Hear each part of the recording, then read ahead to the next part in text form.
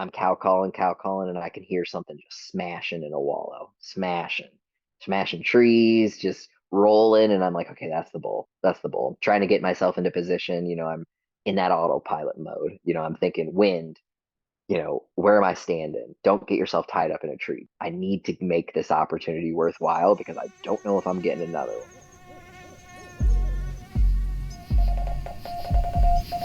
Welcome to the Wild Dispatch.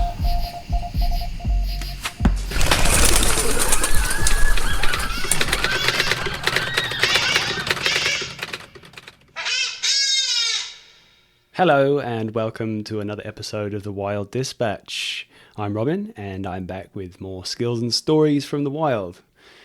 This episode we have some great stories from a friend of mine. His name is Kiefer Dugenske. Did I say that right? I don't know. Kiefer's going to give me shit about this one if I got it wrong, that's for sure. One of those friends who you actually don't know the surname of. We ended up meeting on a mountain not too long ago in Colorado, chasing elk, which you've heard this story before probably if you've listened to some previous episodes. Awesome guy. He knows how to push hard and as a result has those stories as a benefit of it. So I should probably also acknowledge that this is episode 50 and a big milestone. I don't know, early on I was talking about the milestones pretty regularly, so I kind of stopped because I'm sure that I was boring people, but I'm going to indulge for a second with this one. The last year and a half has been amazing. Thank you again to everyone who's been involved, the people who have agreed to be on the podcast early on when they don't know who I am or what my story is. Thank you. Everyone who's been listening from all over the place. It's blown my mind, all the different countries and cities that people have tuned in from. If you are new to the podcast, then welcome. Please do all the things that people who enjoy podcasts do. Obviously, that's with the caveat that you do enjoy the podcast. If you could follow the show, subscribe, whatever the kind of terminology is on the platform that you listen to. Yeah, give it a like, give it a good review. If you do like what you're hearing, then that's always helpful with the algorithms and it popping up in people's feeds. So, perfect stuff. I think that's everyone, but if there's anyone who I've forgotten, then thank you. Right, it's time for me to stop waffling. Let's get on with the episode. Here's Kiefer.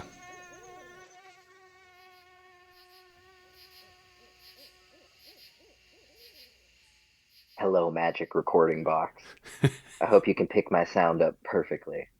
Can you hear the sultry tones of my voice coming through? Yeah, I think that's pretty good actually. That's me speaking, not the box. I hope so. I picked up some new headphones today for this because Oh man, inevitably thanks.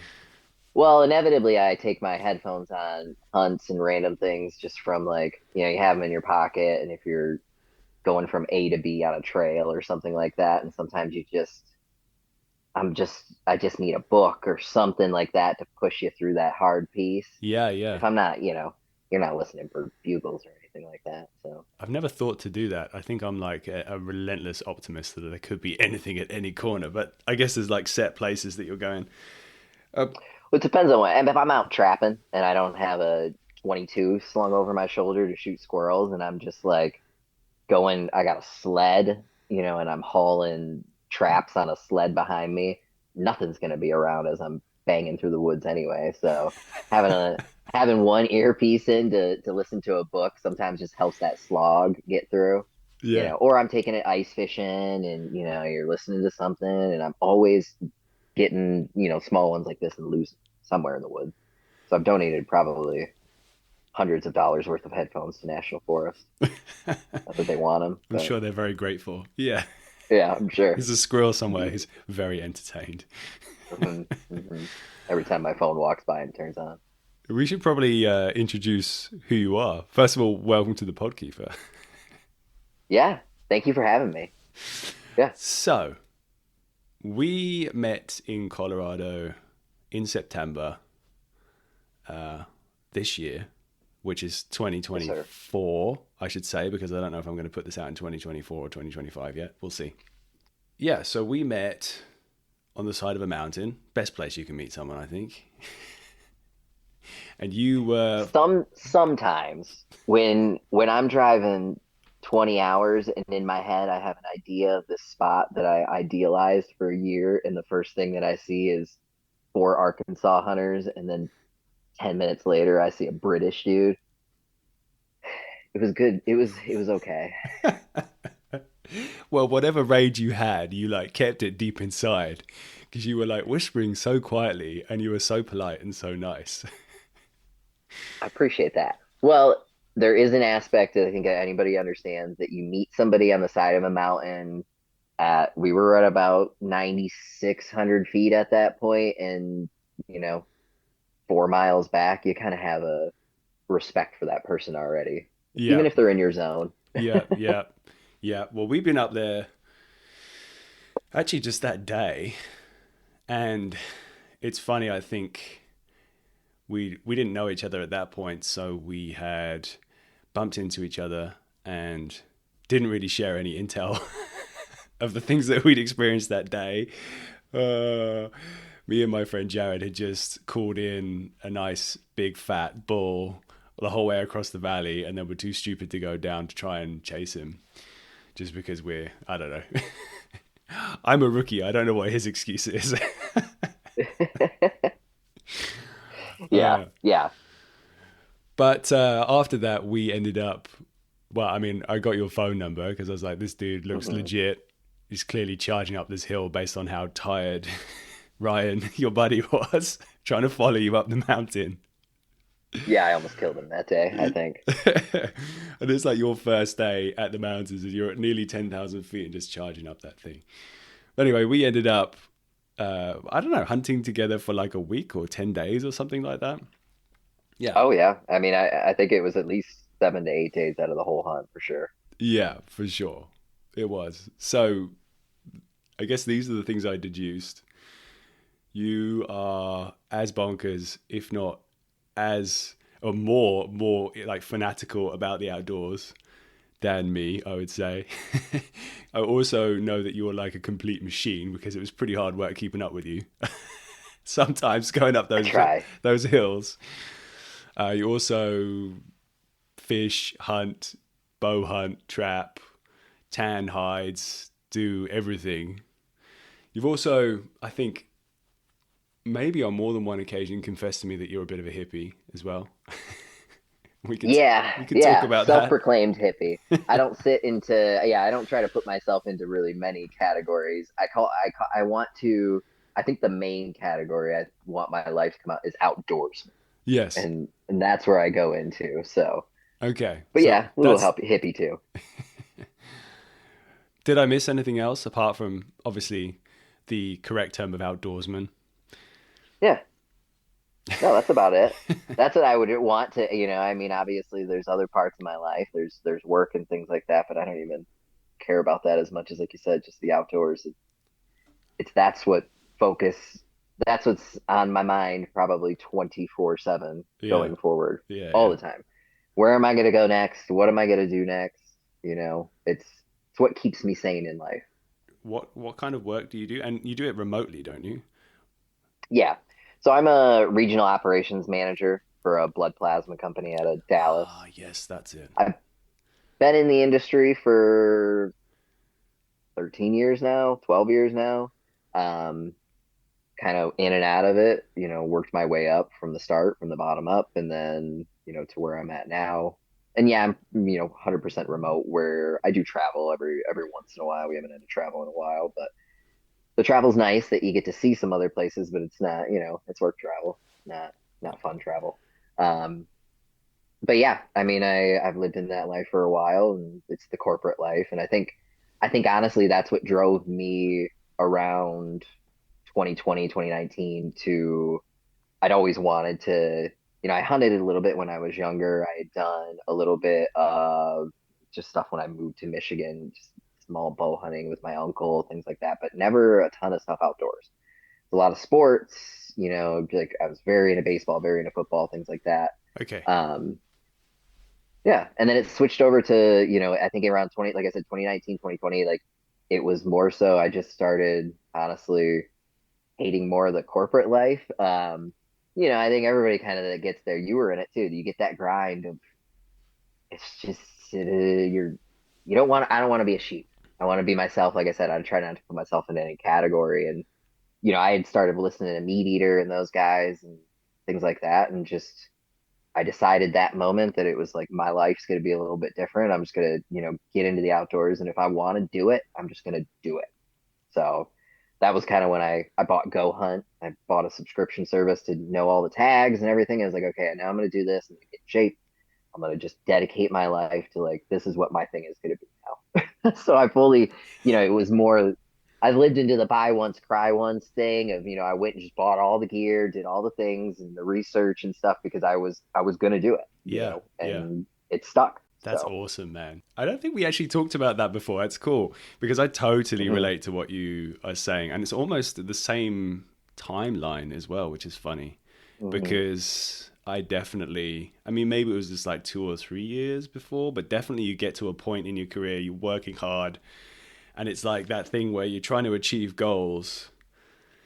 Yeah, you start to like make progress, but then you're like, at what cost?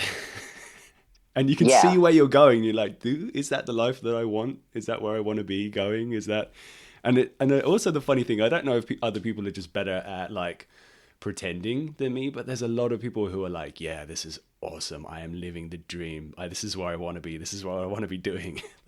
And I'm like, I mean, I have yeah, I have a saying that I utilized like when I was younger, or well, I mean, I'd say younger, but I'm about to turn 33, but this was 10 years ago when I'm getting into my career at that time in plasma. That one of my bosses at the time caught me saying, an individual asked me, they said, how's your day going? I said, great, and, oh, you like it here? I said, yeah, I love it here. I love my job, but I'd always rather be somewhere else. And what I meant at that time is I was real into fishing and fly fishing. She called me into the office and I looked at her and I said, I'm sorry, I'm never going to be a sheep. I love this job. I do. At that time, I did, but I would rather be on the river. And I told her that straight to her face. And I said, I'm not going to lie to these people. I said, I've never had a donor complain. I've never had anybody. They like me because I'm a person.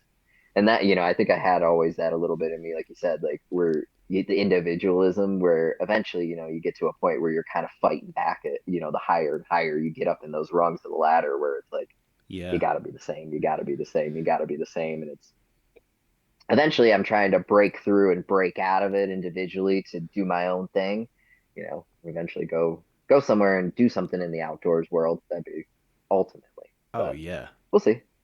yeah, that's the dream, hey. Hmm. But there's always a little Always. fear. At least I don't know. I have a small fear. I don't know if we are kind of the same mentally, but I think we both have the same ability to really like hyper focus on something, and then it's like, Yeah. I mean, thankfully it means that you can learn relatively quickly because you have that focus. Hmm. And that's also the same thing, I guess, with starting this podcast is that it's like there was a bit of a like, oh, I'm going like, it's pretty all in now. What if it becomes more like work for me? And then that Yeah. same cycle can happen of like, okay, everything's amazing and new and interesting and you're learning all the stuff. And then it kind of could start to lose a bit of the sheen. I mean, I've been doing this for a while now, maybe 6 or 7 years, not the podcast, but being outdoors a lot more, and it's not lost its sheen so far. And actually, also the thing that I really love about it, I mean, there's a number of things, of course. It's like to jump into the deep and meaningful straight away. But like this is where we came from, right? No, Like it is. It is. this is like our existence for the majority of the human experience. So the whole like going and being in an office or doing remote work and like hitting deadlines, the only deadline was like, are you hungry? Fix that problem. Yeah. So And I yeah, I live in a world of, wanting to, a lot of people say, don't live in the past, but I mean, I want to be born in 1837 and go to the Green River Rendezvous and be a mountain man and be in that, where you depended on yourself and it was an easier time of life. Like, I think, I like I said, I quote Stephen Rennell a lot, but like you talk about like he always talks about in that era that it's like there were no flashlights. It was just dark.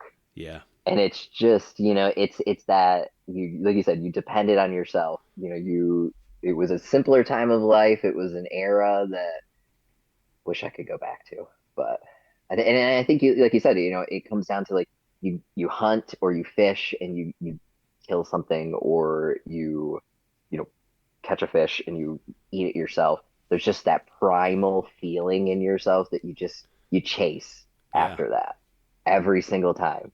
Every time of that just success. And I think success evolves over the years and stuff like that as you get older, but and you get more into different types of hunting and different types of things in the outdoors. But I mean, yeah, that success feeling that you're always chasing of, Yeah. even just that encounter of seeing that animal, having that moment, it's just, yeah, it's what feeds me. And like you said, I think it's just something that we came from.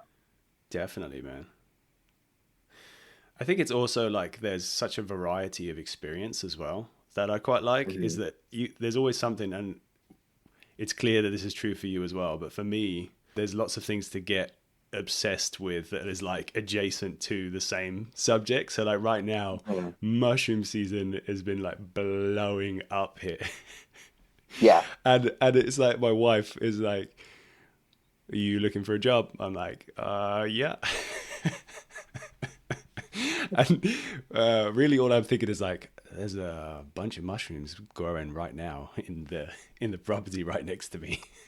Yep. Taking a look at the weather and seeing like how it might rain in a couple days, so the weather's gonna be good and they're popping. Like it's I think there's just too many things to do. Like, Yeah, when I was in Texas and I lived there for a little while, traveling for work, I could be a little bit more hyper focused on just fishing because, that's all it the, was. the hunting part of things, it was so hard. It was pay to play, there's no public land. Um, and so what I do, um, just, get back to my roots of just all I was doing was fishing, going down to Corpus Christi and fishing for redfish and, fly fishing, doing a lot of things like that. And just here I come back up into Michigan and it's just too much. Yeah, We're in, duck season is at the same time as archery, is at the same time as like trapping's picking up and squirrel season and small game. You can go out right now in Michigan and just do anything that you absolutely want to. There's lakes that are freezing up. It's 10 degrees here right now, so everything's freezing. wow. Go out and kill some squirrels, catch the beaver. It's just almost too much. It's too much for an ADHD person almost to like you said, like I end up getting into one thing so much that I'm like looking back and then I'm like missed out on all of bow season this year because all I was doing was duck hunting. I got too obsessed. But I look back and it's like I don't regret it because then, it's just there's so many things. There's too many things to do. Man, it's so true, dude. Like I did exactly that. Like so obsessed with mushrooms, and like I mean, it's great. Like I've learned so much this season. I mean, it's only just been like a month, but it's also late turkey season as well. And I just, Yep. for whatever reason, I mean, I love bow hunting, and there are times, like case in point, when we were in Colorado for like a month, that was like the absolute focus. But Yeah. like chasing turkeys around when you can't call them in as easily because it's not mating season. I think I only got out once or twice, and I mean, I flung one arrow and I missed probably because I haven't been practicing as much because I've been so obsessed with mushrooms. Yeah. Yeah. I mean, that's me. I went out and I was, trying to get into duck hunting and I'm walking through the woods and looking for wood ducks and things like that. And I stumbled into, and I still have it in my head as for spring season, just a perfect turkey spot. I got in there, there's feathers everywhere, there's acorns. I probably found a million squirrels in there. And but my mind was just still focused on Yeah, ducks. yeah. And I had a turkey tag in my pocket. So I'm Oh, sitting there and I'm mouth calling and I got turkeys gobbling back at me. huh. And I mean, this is 9:30, this is 10 o'clock, like when was this? October 7th, October 9th, like that was start of duck season. So I got gobblers, three of them going off. Like, where are these turkeys? There's turkeys everywhere back in here. I can see tracks. And so I'm trying to follow these turkeys and then they end up going onto private land. But like you said, it's that hyper focus that it was like I couldn't even come back to that spot in my mind. I want to go back there so bad, but it was like ducks, ducks, ducks, ducks. Get better at this, get better at this. Like just it was obsession. So I ended up kind of, feeling bad that I missed out on it, but a little tag soup, but I didn't even really give it too much of an effort. Yeah, I think that's the thing, right? I think that's it's a choice to try and Mhm. accept that you can't do everything, and if you do try and do everything, you're not going to do it well. So, and also like the Yeah. new adventure. So I want to come back. You said like ADHD. Was that like a throwaway term, or is that actually? I mean, I would say not scientifically diagnosed, but I would say Yeah, in yeah, my mind of knowing enough, yeah, that is in there. And I think that's where I found a lot of like I said, like my sanity gets saved by the outdoors and whatnot of being able to hyper focus in on those yeah, yeah, things. yeah. Um, and to take away from other things in your life. I So think I'm the same as well. Um, yeah, I'm definitely the same. That's kind of a whole route that I've been taking recently because I realized that maybe I do have ADHD. well, and and I think it comes down to like, I like one of the writers that I really enjoy a lot, and I've been reading him a lot of is John Gierach again. Okay. He's a famous fly fishing writer that wrote just, I mean, a lot of it was just essays. He's writing essays about life and essays about, relating fishing to life and fly fishing. And he was the original trout bum, is what you'd call him. Okay. He lived on the river and had no money and just wrote about stuff. And that's kind of, I want to be a hunt bum. I think is kind of where I want to get to my life of just writing or creating something about it. But it comes down to like I can't, like you were saying, like the hyper focus. Like I'm never gonna be the Mark Kenyon or these guys that are like hyper focused onto white-tailed deer or Yes. hyper focused into just elk. Like I love elk and elk hunting more than anything else, I think. But even when I'm elk hunting this year, I'm sitting on that side of one of those little lakes and I'm like, beaver trapping's coming. Give me some furs. And I'm gonna make some pillows or, and then, man, those squirrels are gonna right now. I could be out squirrel hunting. And it's just that outdoorsman that I have such a love of every little thing that I'm never gonna be, I don't think I'm trying to be an expert at all. And you know how tough it is. I mean, maybe when I'm 50, 60 years old, if I put enough time into it, but I'm gonna be I think I'm just gonna be good at everything. That's my goal. A generalist, a good elk hunter that and a good trapper and a good this. Like I'm trying to eventually maybe I'll be great at it all, but I just want to be at it all. It's just too much. That's the dream. That's It the is. dream, man. So, tell me about beaver trapping, like, because I'm definitely curious. Like, I've talked a little bit with another guest, but we didn't really go into much detail about it. Kylie Maroney from Alone. She lives in Canada and does a Mhm. bunch of beaver trapping up there. So, how long have you been going for? You said that you're kind of like steep learning curving it. So I would say so. It was last year. Um, I'd always wanted to kind of get into trapping. I thought that it was like one of my last frontiers of like getting into hunting, and I started doing a lot of little small game. And it was to really consider yourself an outdoorsman, you needed to be a trapper. Like, because it is something that is, like you hear about it from people on Alone. It's something that, it's in our DNA from way long ago. But then you have that stigma against it of Mm. it was always the thought in my head of like, I gotta walk up on this animal and it's alive and I need to dispatch it. Yeah, I yeah. need to put it out of its misery. It's different and it's a very different ethereal feeling that you get when you're doing that than when you are, you know, 300 yards away from an elk.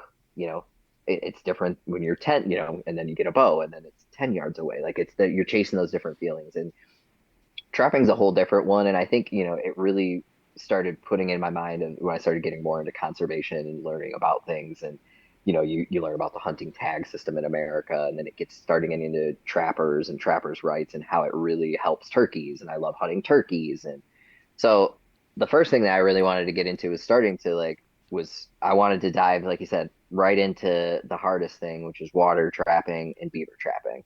It's not a lot of things. It's not something that a lot of people do, but it's something that I was super intrigued about. Of you read, I love old books like The Big Sky and things like that written from the 1800s and J.W. Schultz. A lot of these authors that they lived in the mountain man era, and Yeah. I I just loved reading about them taking an elk horn, or not an elk horn, an antelope horn, and making it into a pouch, putting beaver castor into it, and just the smell of it, and just the thought of that. Like, and with beaver trapping too, it's a little bit easier. Like in Michigan, so you have a 24-hour check rule on your traps. So say if you set a coyote trap and it's a non-lethal trap, it's 24-hour check rule. When you're doing beaver trapping, you can set those traps because your traps generally are lethal. In Michigan, you're using a square body trap or you're using a foothold trap that will drown them. Um, So how does that you work? don't have to. So so a couple things. Okay. So depending on which one you're talking about here. So the first thing, like as you're gonna walk up, I guess I'll play you through if you're Yeah. gonna walk up to an area. Okay. So I do a lot of my trapping on public land. I've kind of always done everything on public land. A lot of people in probably even in your area, you can find a lot of places that people want beavers trapped off their land because if you really find them, they're super, super, super destructive. And unless you're ever around in an area that beaver are in, you never really notice it. Like the canals that they can dig from 3 to 4 feet deep, up to 6, 7 feet deep that you'll see when you drain out a beaver dam lodge. Like if they've been there long enough, like they'll come into an area and they'll strip out trees and really destroy a habitat within a month. They can easily do it if it's a big enough colony that moves in. So you move into an area and the first thing you're trying to find bank dens or you're trying to find the lodges and fresh cuttings. You can see where looks like a beaver chewed log or whatnot. Yeah. Um, and you got two different types of traps. Like I said, you got square body traps generally. There's three. There's live traps and things of that nature. But what I'm using are square body traps or foothold traps. So you're trying to look for their runs, so they kind of come out of their lodges in the same areas at the same time. Right now, it's actually really nice when you're creating ice that you can see bubbles on top of the water. So you'll see where they're traveling through, and it's something that if you're a trapper, the first time you really realize it, like, wish I could have a trap to show you. I'll have to send you a picture of just a 10 by 10 square of steel. And you're saying, okay, I'm going to put this with two sticks on the side of it, and this beaver is going to travel through it, and it's going to snap close, and it's going to close on its body. Like, how am I ever going to get this beaver to travel through these things? At first you really see it. Like the first beaver I caught, like I said, steep learning curve last year. I was trapping on a lodge and it was an ice run like that, and you're hanging a steel trap along that bubble line, and just a really that feeling of success. It's something that when you're trapping, you wake up every morning and it's like Christmas. What's in my trap? What's in my traps? It's it's that feeling like when we're out elk hunting and you're hearing those bugles every day, and it's Yeah. like it's that Christmas feeling. It's kind of that when you're doing that with trapping every day. It's that feeling because it's a little bit higher rate of success, hopefully as well. Um, but yeah, I mean, that first one I took with the one of those square body traps, and then you're just like, how did I get this thing to go through a 10 by 10 square? And then it was like I said, it was just a steep learning curve that I think I ended up pulling off 23 beaver last year in my first season. Wow. Um, I'd done a lot of like I guess I would done a lot of scouting in that area in the first place of just walking around looking for squirrels and things like that, and just in my area around Midland. I live in Midland, Michigan, and it's very just swamp. It's old swamp areas and just old marshy areas. So there's a lot of beaver here, Yeah. and there's a lot of public land for them. So uh, it's definitely like I said, it was a steep learning curve, but you kind of you use those traps or you use a foothold trap, and like I said, the drowning sets are something that's a little bit different too. We'll have to send you, like I said, a couple pictures of Yeah. those Yeah. too. But Sure. it's a Let's do it. fiberglass drowning rod about 8 foot long, and you set them up, and it's one of those things that if anybody's ever set any type of foothold trap, you're like, man, I'm gonna position this perfectly to get an animal to walk on a 3 by 3 square, and then you come back to them and you really don't believe it when you come back. And then I pulled off a couple beavers last year that were 65, 70 pounds, and it's man, Wow. still like this is and to be able to get that and to understand you know how to really find the sign and find where these animals are. It's just like I said, that's where it ended up making me feel like a more of a true outdoorsman. Definitely.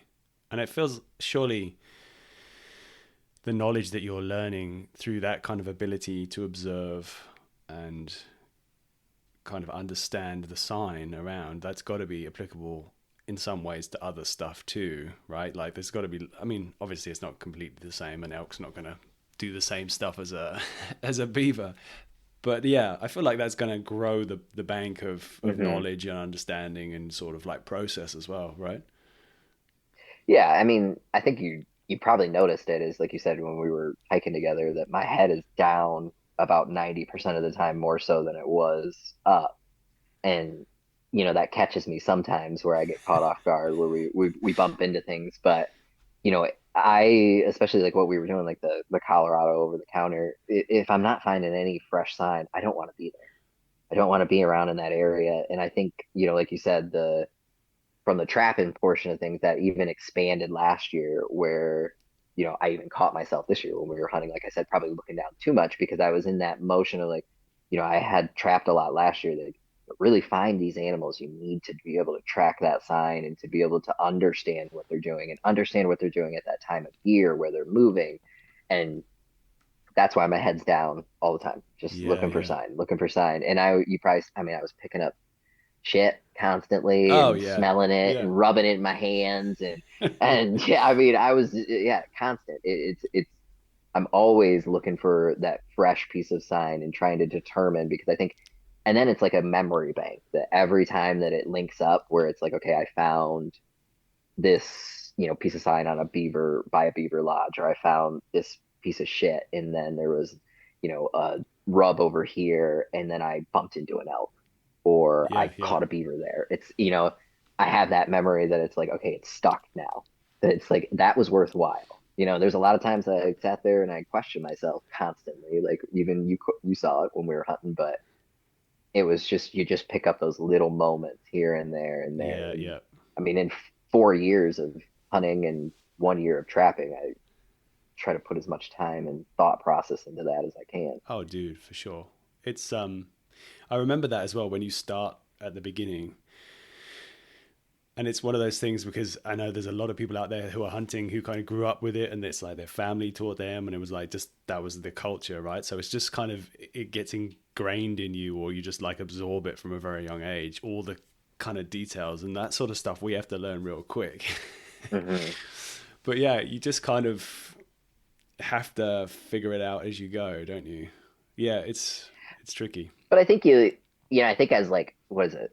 I've heard the term late onset hunters or adult onset Yeah, hunting. yeah, yeah, yeah. Um, and I had kind of done it a little bit before, but like it's this nowadays that everybody can start a podcast, everybody can talk about it, and everybody can learn that there's no reason that you can't just go out and just learn and figure it out yourself. And that's why I took that mentality from the moment that, I told you in like 2019, 2020, that I was like, I'm just going to go and do it. Yeah. Didn't have anybody else that wanted to go and do it. I didn't have anybody else in my life that was willing to go and do it and to put in the time and the effort like I get obsessed with. Mhm. And that's usually the biggest problem Yeah, is yeah. nobody has that time or the ability or wants to. That's why I respect people like you said, like meet you on the side of a mountain. It's like generally already in my head, I'm like, okay, this person was willing to come up here. Like this is my type of person. Um, Yeah. but yeah, I mean, to get obsessed into it and to get, back there at 4,000 feet, that's the type of person, that's the type of mentality that I want to have. That I went and that was my first, the first hunt that I ever did was mule deer in Colorado and first season and drew a tag and I went and scouted about a month beforehand and spent 8 days in the wilderness. Never been in Colorado, never backpacked, never done anything. Just bought the stuff, went out there and did it. And people, How did it I get go? this thing.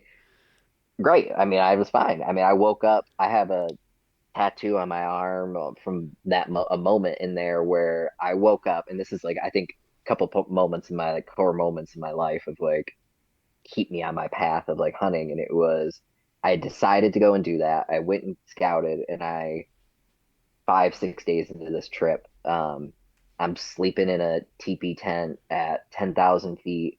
I wake up at 6 in the morning, something's crunching out my tent, and I open it up, and there's a 6 by 6 bull just standing there looking at me. And what does he do? Just bugles. And it's like, It's one of those things that I told people, and they're like, "No." I'm like, "Yeah." Like honestly, it was like a magical moment. Went and got it tattooed on my arm within a few months after that. That like from that moment on, I was like, "I'm gonna chase these beasts until the end of, and for the rest of my life." And then it was, from that year on, like I said, I showed you pictures of the muley tree over here. I picked off two good muleys that year that I went to the backcountry and stayed in the backcountry for 10 plus days, each of them, and just dove right into it by myself. And it's usually against most people's advice. Like, don't go and just dive into it right away because you're probably not going to like the solidarity and like to do it. But it's that obsession focus that Yeah. I feel the best out there because all I have is that singular task. It's me and that. I mean, it's me and loving that environment and loving every moment of it and the experience, but it's me and that animal, Yes. and it's me and them. We're it's a battle, but it's a battle of like, I mean, you saw me. I get into the weird. I cut my hand of like a weird ritualistic that I'm gonna blood my arrow, and blood myself. Like I'm gonna weaken myself, like an old thing that I read in one of my Indian books. That I don't know. I just have such a respect for those animals and their environment that it's an obsession that I just wanna get better at it. Want to get better, and that comes with everything. Yeah, man. I had a thought in my head, but I lost it. I know.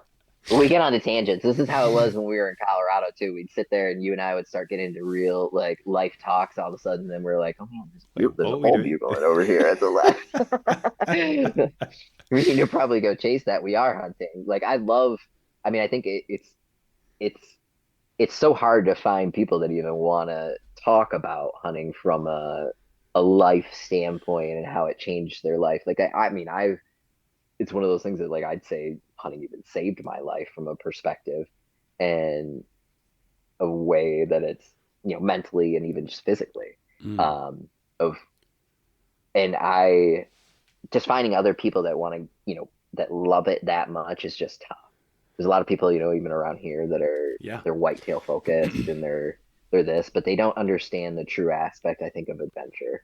And I mean I don't want to sound like hunt snob thing like that. That I think everything has its value Oh, and yeah, for everything sure. does because but there's just if you're a person that loves the hunt and the hunt of and there's nothing that compares to like going out west and doing that type of hunt. Nothing. You reminded me of what I was going to say. I guess it's like and this is what I experienced as well. You went out and you just did it anyway because you were passionate about it. And it was very much the same for me. Like, no one in my family, no one I know. And I think it's actually similar for some other people I know. But it's like the barrier to entry, the barrier to entry for like this world of kind of ancient skills isn't really, I mean, yeah, I guess it is in a way as well. But like all these things that we've been doing for many, many, many like generations, even, Hmm. it's not that easy as a passion or like enthusiasm. It's not that Yeah. easy for people to like break in if they're curious about it. I think like you had as well, Meat Eater was definitely like a good transitional kind of Hmm. thing to watch those stories and be like, whoa, this is like a whole world. Do you know what I mean? Like, like Hmm. to kind of feel what that adventure can Yeah. feel like. But yeah, I wonder, is there a way that that can be? I guess it's the whole 3 R's or whatever it's called, right? Yeah. Recruit, retain, retention, whatever. But I think yeah, and that's why I want to be like I said I want to be an everyday or an outdoors show that you can do everything. You can be successful at everything, and you know like I said, if I could project what I'd want in a career, what I want, down the road is to be able to be an advocate for that because I think, like you said, there is a really hard aspect that, like, I get it, and I've always had this with my life where it's like I struggle sometimes where it's like, why can't you just do it? Even Yeah, as a yeah. manager and things like that, where it's like, why can't you just do it? Like, it's just very easy to do it. Just do it. And I tell people, okay, I went out, the first time in 2020 and I stayed 8 days and 7,000 feet and shot a mule deer 6 miles back and carried it out. And people are like, what? Even people like that I met out there that were like, this was like their third or fourth year and they'd never really seen any decent mule deer. And they were just like, what? Like you were out here alone and you did this? And they're like, yeah, why not? You just do it.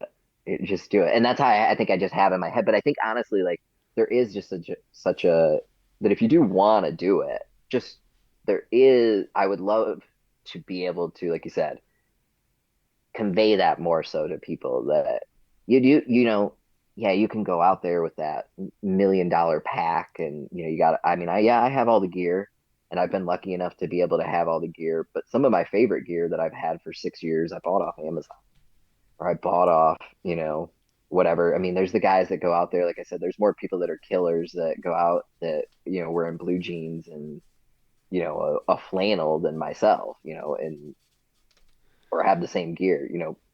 It it helps, but I think there's just that just get out and do it. And I think that there's so many resources nowadays. Like you said, there's the meat eater that I started with. Randy Newberg is a great one that's like a public land advocate, and you can find a million different, just YouTubes from good ones to bad ones of, poor quality that might have some good information to great quality that Yeah. any information that you ever want that you can just kind of just get out there and do it. And that's what I try to just advocate to people that it's like, if you really want to do it, just get out and do it. So when you say do it, were you, you said that you were having interactions with some of these people. And I mean, you clearly looking at that Christmas tree of mule deer that you've already got in the corner of your room. You clearly are doing it right. Are you going deeper? Is that what's happening? Or are you just like pushing harder? Because I mean, you work pretty hard physically. Is that what's going on? Pushing harder, pushing harder. I think I just strove to be that when I went out there, it was, if I'm going to be out here, I'm going to be out here to hunt. It's a hunt. And I was, especially, it made it easier being alone. And that was something that, made it tougher to even, this is the first time, like when I met you, first time I ever honestly brought anybody with me out there. Yeah. And Ryan coming out there with me was a harder thing. And because I get into that stuff at a hyper focus, I don't want to rely on anybody else's thoughts. I don't want to rely on everybody else's feelings because I'm relying on my knowledge and those. I know me and you even talked about it that we got into and I wouldn't even call it an argument, but like we got into a disagreement at one point, and I probably should have stepped up as somebody who's hunted, out there 3 or 4 more years and said, no, we need to go chase that bull. Yeah, yeah. And like, yeah, we can talk about that one at some point. Like, but yeah, like that was like a thing that's why I always like to just be solo and to be able to, like I said, just go out there and do it. And I wouldn't say it's pushing farther. It's really, it is like everybody says, it's just finding those zones of like, where do these animals want to be? The first year, like when I went to Colorado and I pulled off a giant 4x4, 300-pound mule deer. And I mean, I wouldn't say like I look at him now, he's not huge. Like he's not like the biggest deer of all time, but they're nice mule deer for the first one. It was a happenstance, and it was honestly just because I just wouldn't stop moving. I mean, I was walking 14 miles a day. I, had moved so many spots. I had gone into an area and camped for a couple of days, and I instantly decided no sign. And that was like one of those things, like I said to you, like in my head that stuck. That it was like, I'm not seeing what I want to see. I have an 8-day hunt. I'm getting out of here right now.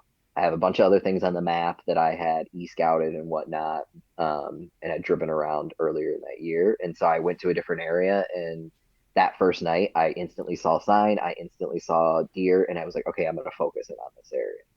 And, I kind of went into that one. I think I would say even on that hunt, I got in too much of a pattern, and I ended up hitting it at the right time. And I think that's just, what it is too. There's a lot of luck in hitting it at the right time, and you got to be in the right moment. You got to be in the right spot, but then you're going to be in the right time. That the morning that I woke up and I shot that mule deer, it was 6 degrees. Hiked 6.5 miles in. It was about 9:30, and I saw, a couple does about 500 yards away. And I was like, I want to slog across this open sagebrush flat because I'm going to have to move really slow, and it's very cold, and I don't know if they're probably just going to see me. But I was like, it was that moment in my head. I'm like, just do it. You're seeing deer. You're here to deer hunt. Why am I not just going to go and do this? Yeah. So I moved over there, and I don't know, I moved in about 200 yards, and pressed it over this ridge, and what do I see? Just, I mean, just a massive rack sitting there on the ground. I'm like, okay, this is why if you see deer, you go towards deer. You're here to deer Yeah. hunt. So, So what did I you? moved in that direction. Yeah, tell me what do you like when the moment you saw that rack? What was your kind of like? Was that the first big deer that the big buck that you'd seen that trip, or?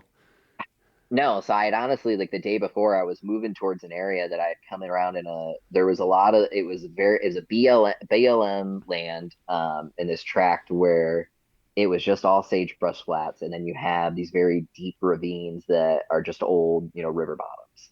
So you could kind of travel through these river bottoms, but I would stay on this high side of the hill, and there was private land to my left and about 150 yards of public and a river. So they would come off this private land, drop in, and they would get into this river bottom and kind of go around. So I'd been seeing a couple nice whitetail that I'd thought about taking to, because with the Colorado tag at that time, I could take a whitetail. Okay. And then I had been kind of thinking about some of those things, but I was just like, really, I'm out here to shoot a mule deer. And so I came around into a ravine, and a couple of days before, and I'd seen just this giant rack. And being inexperienced, I moved too quickly, and I went over the ridge in the wrong direction. And, I kind of just, silhouetted myself right over the top. And, he wasn't looking at me when I had started moving, and he had just, moseyed around and came and caught me a little bit and just sauntered off. And, I didn't spook him too much, but he's like, there's not something right up on top of that hill. And, I was probably 150 yards away from and just didn't get a great look at him, but I was, man, that is a very nice shootable deer on day, 4 or 5 in my hunt. I mean, it was a big mature 4x4, which is what I was going there to get. And then 2 days later, the desperation starts kicking in when I didn't find that deer, and I bumped another deer like off that public land or private land back onto the private land because I did the same thing again. I high sided myself onto a hill and probably should have peeked and looked before I kind of went over, and just was a lessons learning. Yeah, And yeah, classic. like you said, I saw those antlers, and the first thing that I did is just like drop to my knees. I dropped to my knees, and I'm like, okay, now I got to figure out and slow down, and what am I gonna do? And it was like that hyper focus moment of like, okay, you prepared for this, like you know what to do. I'd been shooting for every 2 to 3 days a week, up to 400 yards. I knew what my ranges were. I knew what I was going to do. So it's like in my head, I'm like, okay, just autopilot, go into what you got to do. And, kind of peeked my head up, and I'm like, okay, there he is. Like, moved forward a little bit, got a range, got my tripod set up. And, it was one of those moments that I took that shot, and I saw him get up, and I'm like, there's no way. I'm like, there's no way. There's no way he got up. So then and it was like in my head, I'm hearing, Randy Newberg, and it's like, hit them till they're down, one of those things. It's like, more for elk, but Yeah, take another took shot. that shot, and yeah, took another shot, and, I hit him again, and he jumped over this little fence, and I'm sitting there, and it's like that moment of like, oh my God, what did I just do? Did I shoot that deer? And luckily, I was lucky enough that it was snow on the ground, so I could instantly see red. So it was the instant satisfaction, even from, like 320 yards away, like, oh my gosh, like I got at least something. Like I felt great about the shot. I felt good about it. And, I went up there, and I think 20, 30 yards away, he's laying there. Just a giant mature mule deer. First successful hunt. Amazing. So, It's also hard yeah. to imagine success until it happens, right? Like even though you've like Yeah. taken a shot, you've practiced everything like that, realizing that it's actually happening and it's actually going to work out. Like, it's always like this kind of, Hmm. at least for me, like disbelief at the beginning, Yeah. because you're like, oh, I don't know, could it possibly? And also, you're working so hard towards this thing, which is like now part of your identity. So you're like, oh, I want Yeah. it. I want this so badly. It's easy to be like, I oh know. no, it's not going to happen. And that's what I had, like the initial success, that it was like that year I ended up, I shot that mule deer, and then I went out to Montana, and I shot another super nice, mule deer. And Montana ended up becoming like a very special place in my heart because, you get to go out there, and that's something that, maybe you and I will have to do down the road, that, you go into Montana and you get to hunt those mule deer in the rut, and you might not find a giant. You might, I found a very good mule deer. I have a couple of them up here that are next to each other that are good mule deer, but you're seeing 10 to 15 mule deer a day almost if you're in Oh, the right spot, and they're in the rut, and it's my one of my favorite hunts because it's that breathing hunt where, like when we were out there elk hunting, it's like you just don't even know, like, especially like Colorado over the counter, like we're not killers yet, we're not great, like, man, like, are we in the zone, or you're constantly questioning yourself, big like when you're time. out there and you get that validation that you're driving through a field and it's like, oh man, there's mule deer, mule deer, mule deer, mule deer, mule deer. Yeah.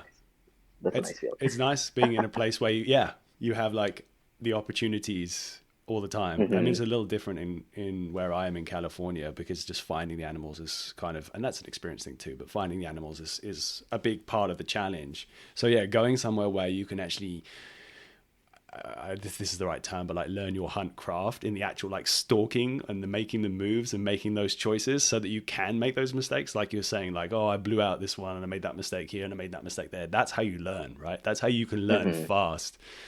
So that sounds ideal. I mean, I was lucky enough that, my wife is from South Africa. Going over there, it's like a very, very animal rich environment. So it's the same kind of deal where I really learned so much hunting there. And it's a little different in times, and that can sometimes hurt me. I think I potentially lost my elk bull this year because I was full draw 25 yards. And if I'd been a little bit more lax with my movements, because I could have got away with it here, I learned that now. In South Africa, if I'd moved even a muscle, I would be gone. Yeah. They would be gone. So, I got to that spot of being full draw on an animal at 25 yards because of those experiences that I Hmm. learned in South Africa. But again, it's just like the nuance of each place, right? You've got to know what Yeah. you can do, but it's also, that's part of the fun, right? I mean, It is. it It would have is. been it would have And been almost a bit too much for me to like get a giant 5x6 or whatever it was, that tank that I got a video of. oh yeah. it would have been a bit. Yeah, It would have been like, I yeah, think it is, like you said, it's a nuance of, I haven't been fortunate enough to, I guess, I mean, I've hunted in good spots, and I've been fortunate enough to hunt out west, obviously. So that's number one, but I haven't drawn any tags over 1 point, I think. I mean, in Colorado or anywhere else, or maybe I burned 2 points to get my first elk in. I did a first rifle tag in one of the units that I had shot my mule deer in, so I'd known the unit, but I haven't been able to, like you said, I've never hunted in super in, rich environments, like other than like the mule deer experience and things like that, but to be able to have those over and over again where you're just constantly like elk, it's just such a game, like especially like Colorado, the over the counter. I've been successful because I've been aggressive, yes, and I've been, and, and that's something that we talked about, that it was like I'm trying to go to places that nobody else are going, that thinking outside of the box, like you have to go where the bulls are, you have to go where they're at, and I'm not good enough yet to be that person that's a Dirk Durham or anybody that it's like, oh, I shot this 1.6 miles from the road and they were all bugling everywhere. Or, yeah, you watch the video and Cam Haynes walks out of the car and bugles, and there's six bulls bugling at him, and he's over the counter general unit, but it's like I'm not good enough yet or know my spots enough yet that I know I gotta work hard. yeah, And so I know that. So I'm going into it that, like, I'm telling Ryan, like you said, like we're coming with like we're working hard. We're working hard. And this is what we're gonna do. And we're gonna be aggressive. And I think there's a lessons learned, like you said, in there where, I learned a lot from you this year too, of just like, there are the moments that you gotta slow down. There are, because I still catch myself doing that because I've been trained to just be aggressive and just go, because that's what's been made me successful. But, there's lessons every time that this year I would say there's probably a couple moments that I was too aggressive because we were down to the wire, or and it's like, should I have not been aggressive, or would I have not even had an opportunity if I would have been? You know what I mean? It's one of those things that you kind of look back on, and I won't know until next year or get more time in the field and get an opportunity again and try something different. yeah. Building those instincts, man, that's so hard, isn't it? Hmm. And it's true. I feel kind of the other way around. Obviously, we talked about it briefly before there are definitely a couple of moments where my being cautious cost us, I'd say. Well, one was me being cautious, and the other was me like having a giant brain meltdown, migraine moment where we had like a. Remember that? Like, let's talk about that for a second. That was weird, eh? It was like we had a bull probably 200 yards away, maybe 250 yards away. I don't know. You can Well, judge we that started distance off the better. morning. Yeah, Yeah, so we started remember? off the morning on the trail. We had stumbled on each other pretty much on almost on the same spot that we had met each other, and we bugled in the morning, got a bull bugling back at us.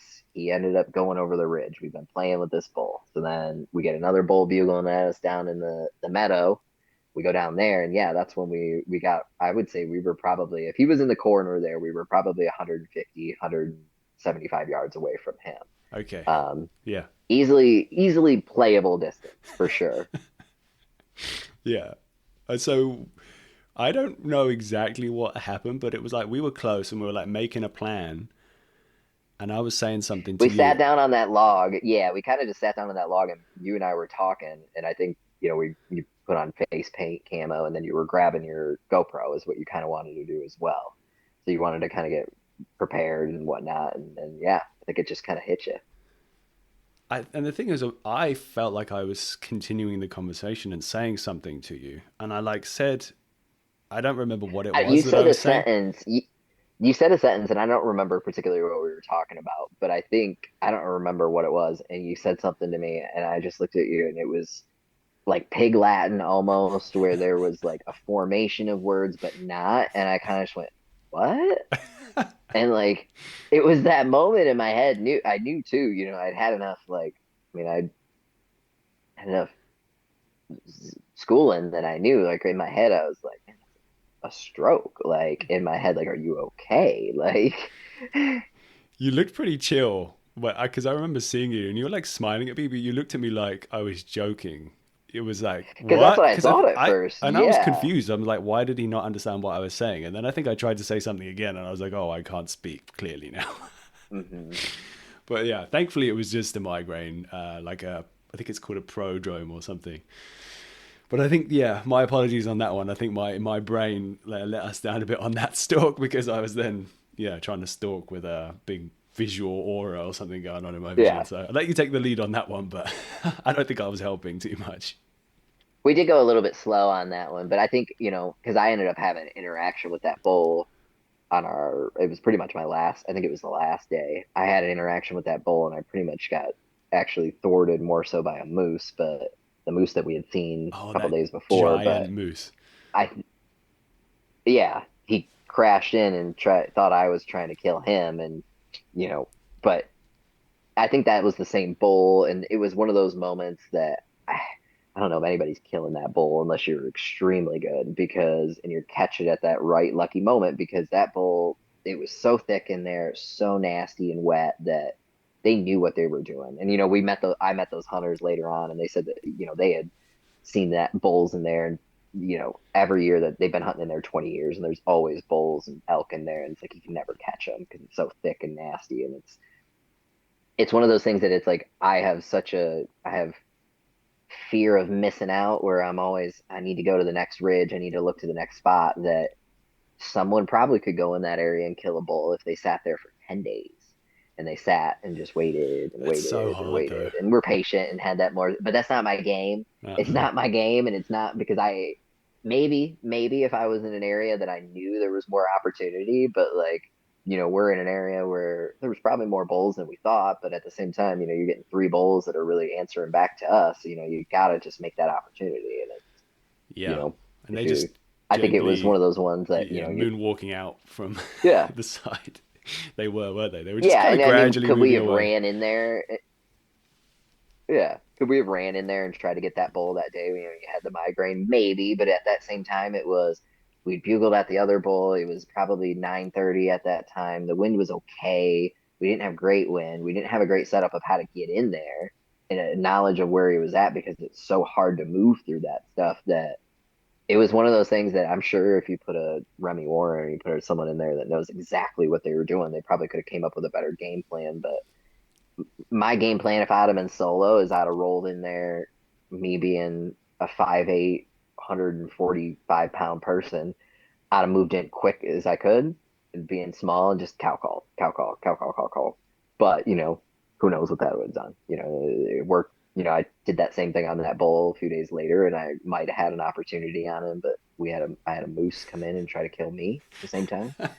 And 30 yards away, that guy, because I didn't see him the day that you saw him, Yeah. but when I was calling at that bull, I heard something starting to like thrash. I'm fired up, he's fired up, he's fired up. And then I'm like, that doesn't sound like an elk thrashing. I said, that sounds like a freight train, like hitting with paddles. And yeah, he ended up crashing in on me when I was at 30 yards from that bull. And the bull that we were going after is a nice bull. I mean, it was about the same size of bull that you had on film. And I mean, that was we had probably two good opportunities, and if that one got thwarted when that moose came crashing in like a semi truck through the trees, thinking I was trying to kill him, and I about died, fell to To my give you, knees, and hid yeah, behind a tree, thinking, yeah, like I mean, I'm not messing with that thing. Like I no. mean, and they can't see either; they just hear and smell. So So,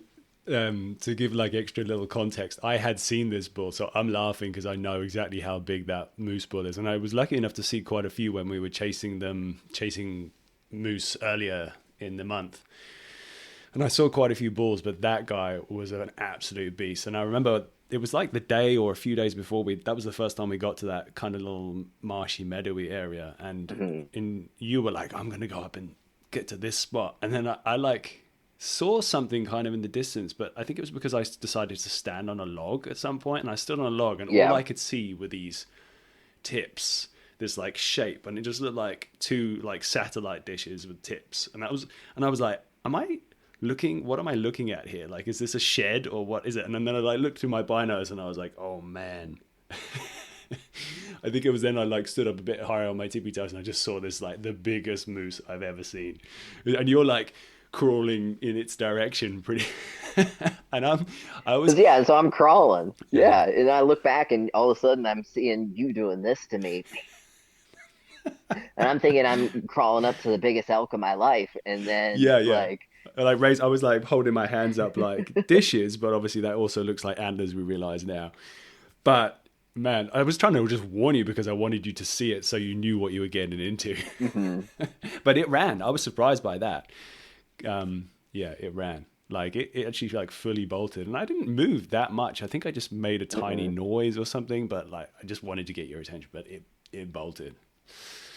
I think that, I mean, those satellite dishes they're satellite dishes. They're bringing in any Oh sound, and yeah, there you go. the That's sound why. of me and you thrashing in there. They just didn't like it, especially because I ended up, when I bumped that that moose came in and crashed in on me and that bull. I came around that meadow again, and the cow was in there with him, and they both came running by me at like 45 yards at a trot.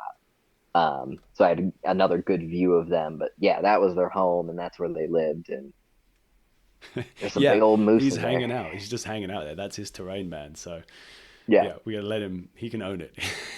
But I have a yeah. feeling that we might be back next year. Uh, We're gonna we'll see. I dance mean, with that guy. With Colorado's new draw system, we'll see. And I got points everywhere. I need to, my Okay. goal is to hopefully either Wyoming or Montana. I mean, my goal is to hopefully, I would love Montana again, because I would love to go to Montana and get the big game combo. Yeah. So you do go back and do archery and the fall, and then more towards that Thanksgiving time frame, go back out and do mule deer again. Yeah. Because Yeah. those are my two favorite hunts. Like I just love Montana. There's something just, I don't know, wild about it. Yeah. I love all three of those states, Montana, Colorado, and Wyoming over there that I've hunted in, but Yeah. I something about mean, Montana. it's impressive. You've done like a lot of traveling and a lot of amazing hunts in the last few years. When you said that before, you can't like sit still. Um, you much prefer like covering a bunch of ground, figuring out opportunities, and I often feel like this too. Like it's just far more interesting for me to be active and moving around and like Hmm. actively kind of moving to an animal, and like a walk and stalk situation with a bow is just far more, for me, far more rewarding than having the same amount of time, even if it's like 10 days, and sitting in one spot and maybe having more chance that way. But Yeah. I guess like what I'm wondering then is that what hunting is more like at home where you're from, like because you talk about doing a lot of tree stand hunting for whitetails. Hmm. Is that where you are right now? Where is that in Michigan? Is it? Yeah. Yep. So being in Michigan, I mean, yeah, there is a lot of public land opportunity, and that's why I did move back here from Texas. I was doing when I was in Texas, I was doing a lot of, like I said, fishing and whatnot. It was hard to hunt because there's no public land. So coming out back out to Michigan, there's a lot more public land opportunity. So, I do a lot of, like I said, my hunting on public land, and I haven't gotten too hardcore into the whitetail yet, where I've picked off a lot of does and whatnot and done my part, but I haven't gotten a giant whitetail yet. I've seen a few, Yeah. but it is a lot of, yeah, it's such a different style of hunting. And you can bring a little bit of the out west, the hiking aspect into it. That's why I love the public land of, a lot of the places that I do even whitetail hunt or whatnot. It is I'm walking in with a saddle on my back, but then it's just different. I mean, you're going up in that tree and then you're there. I mean, whether it's a rut hunt and you're sitting there for 12 hours, or if it's just, a normal night hunt, you're still sitting there for 3, 4 hours. It's tough for me. Yeah. That I would love, I'm more of a walker, like in, yeah, you can get a little bit of that maybe in rifle hunting, but there's so many people that hunt on public land here. You don't really want to be stalking around in your orange unless you got enough territory of your own public or private land. Kind of trying to spot and stalk. A lot of people do it, but it's not as much of a culture out here for sure because it's in the woods are just so thick and dense that as you're trying to blow through things, those white-tailed deer are gonna blow out of anywhere. So did you do any of that stuff before you started off on these like missions going super far west? I mean, I know you got your first animal. Hmm. I forget where it was, but the giant muley, right? But Colorado. did you try any of that other stuff, like the kind of local hunting beforehand, or you just like, this is me, I'm going big? Yeah, I mean, I had so like when I was younger, I think when I was 12, I had 12 or 13, or 9. I shot my first deer, and whitetail Okay. Thanksgiving hunt, whitetail doe with my uncle out of a blind 100 yards away over bait, and a couple of years later, I shoot like a uh, 3 point, so 1x2, um, little guy. That's my first ever and then I think about 10 years later, I picked up the bow again. 22 some years old or whatnot in college. Hunted for about a season or two out of a tree stand. Not real into it, kind of. It was right when cunning started kind of being cool again about 10 years ago, and I think like Meat Eater and a lot of those shows and just like the internet, obviously making it more accessible for everybody that they could see hunting a lot more on a different scale. Um, Made it more accessible that started hunting a little bit then, but then I moved to Texas. I moved away for work and I was focusing a lot more on fishing. Did a lot of fishing and things like that down in Texas. And then I really wanted to get back into the hunting. And it was like, watching guys like Meat Eater and Randy Newberg and just all these other YouTube channels and the Born and Raised guy, all of those people and seeing them go out and just being able to see that like you can just go and do it. Like go hunt, get a subscription and find, this. And it was like went from, yeah, I mean, I'd shot a 5 point little tiny buck and out of a tree stand to, yeah, the next, major hunt that I went on was Colorado mule deer. Yeah, that's awesome, man. So I wanted to ask you about something you mentioned, like growing up and doing a bit of tree stand hunting when you were younger. You're clearly like tough as nails when you go hunting now. I know that from personal experience. I But try. we talked before, and you mentioned that you would be comfortable talking about this. So if you're not, then that's fine. We can just edit this out. That's the No, joke. yeah. But you had some pretty tough experiences growing up as well, and I'm wondering if that affected your, um, how tough you are and how able to push through stuff you are now in your approach to hunts. Yeah. And I think that's like I said, I think it it was one of those things that hunting saved me from a mental and even like a physical perspective that, I went through, I had a brain tumor when I was younger. So from the time I was How born with so? it, How old? Oh, and you were born with it. Okay. so you're born with it, yeah, and it was so I had Cushing syndrome is what it's called, and it's a benign tumor the size of maybe a pinhead on your pituitary gland. So, and it doesn't, some people you could have one right now, and if they never did an MRI on you, you would never know. Sometimes it happens and it just doesn't do anything. What mine did, causes Cushing syndrome is, I stunted growth, weight gain, all this other stuff. And it didn't really kick in until about 9 years old. So when I'm younger, I mean, yeah, I'm 7, 8 years old, but living in Florida, I'm like fastest kid in school. I'm one of the bigger kids in school, like more athletic than everybody else and things like that. And then I turn 9 years old and that changes. Like I'm playing 4 different sports. We eat very healthy at home and I gain, 60, 70 pounds and I don't grow for, a year and a half or whatever. And my mom, I credit her that she pretty much saved my life, like Wow. Googling that she kept pretty much just taking no, everybody was saying, no, he's got this, he's got this, he's got this, and at that time, like what Cushing syndrome, like I was, I mean, I'm 9 years old. I was very hyper aware of my situation. I think I was a pretty mature 9 year old at that point, and that disease honestly kind of makes you like that. That it honestly enhances like your intelligence, it does all this weird stuff that because it's a very rare disease for children to have.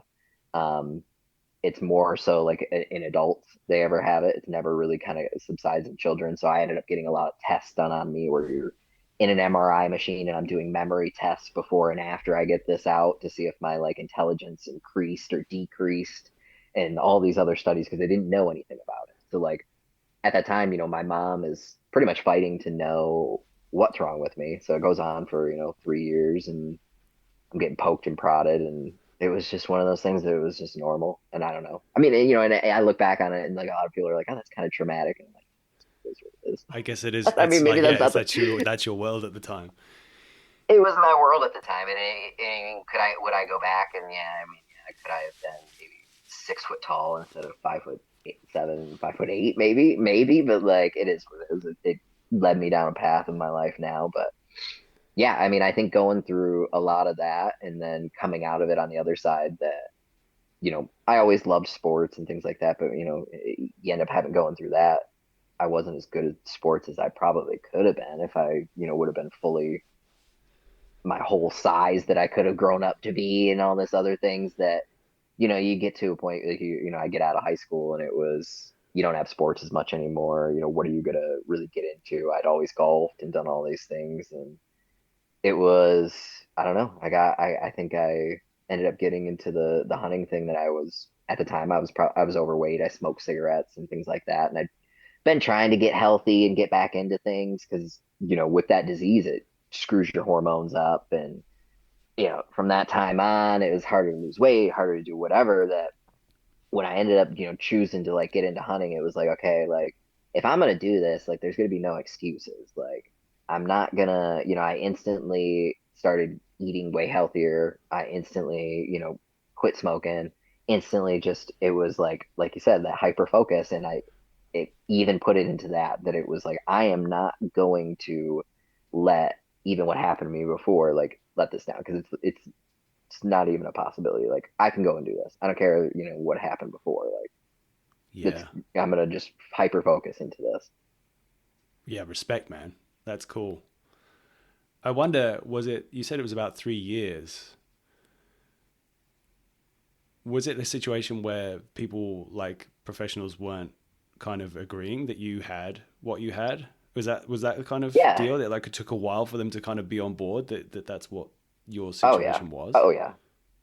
Yeah, I mean, it was because like I said, it's such a unrecognized. I mean, it's a recognizable disease when you know what you're looking for, but I think it's just something with our healthcare system too that, you get in and you see a doctor and they want to say that, oh, he's just an overweight kid or he's this, that there's nothing. And my mom's sitting there and she's like, he's 9 years old. He plays 4 different sports. Like we eat, healthy meals. We were never, I mean, yeah, did we have pizza here and there? Did we have some stuff in there? I mean, but we weren't bad. We weren't eating Yeah, junk yeah, food. We yeah. weren't that typical American. We were eating home cooked meals, and I was very active, and I was the tallest kid in class, and then to go to nothing, and then, to go from like that to like the being the shortest kid, and one of those things that you go from doctor to doctor. I mean, I saw 50 different doctors, and you see these primary care physicians, and they're trying to say like, no, it's nothing, until finally, there was like two different circumstances. Like my mom found a doctor,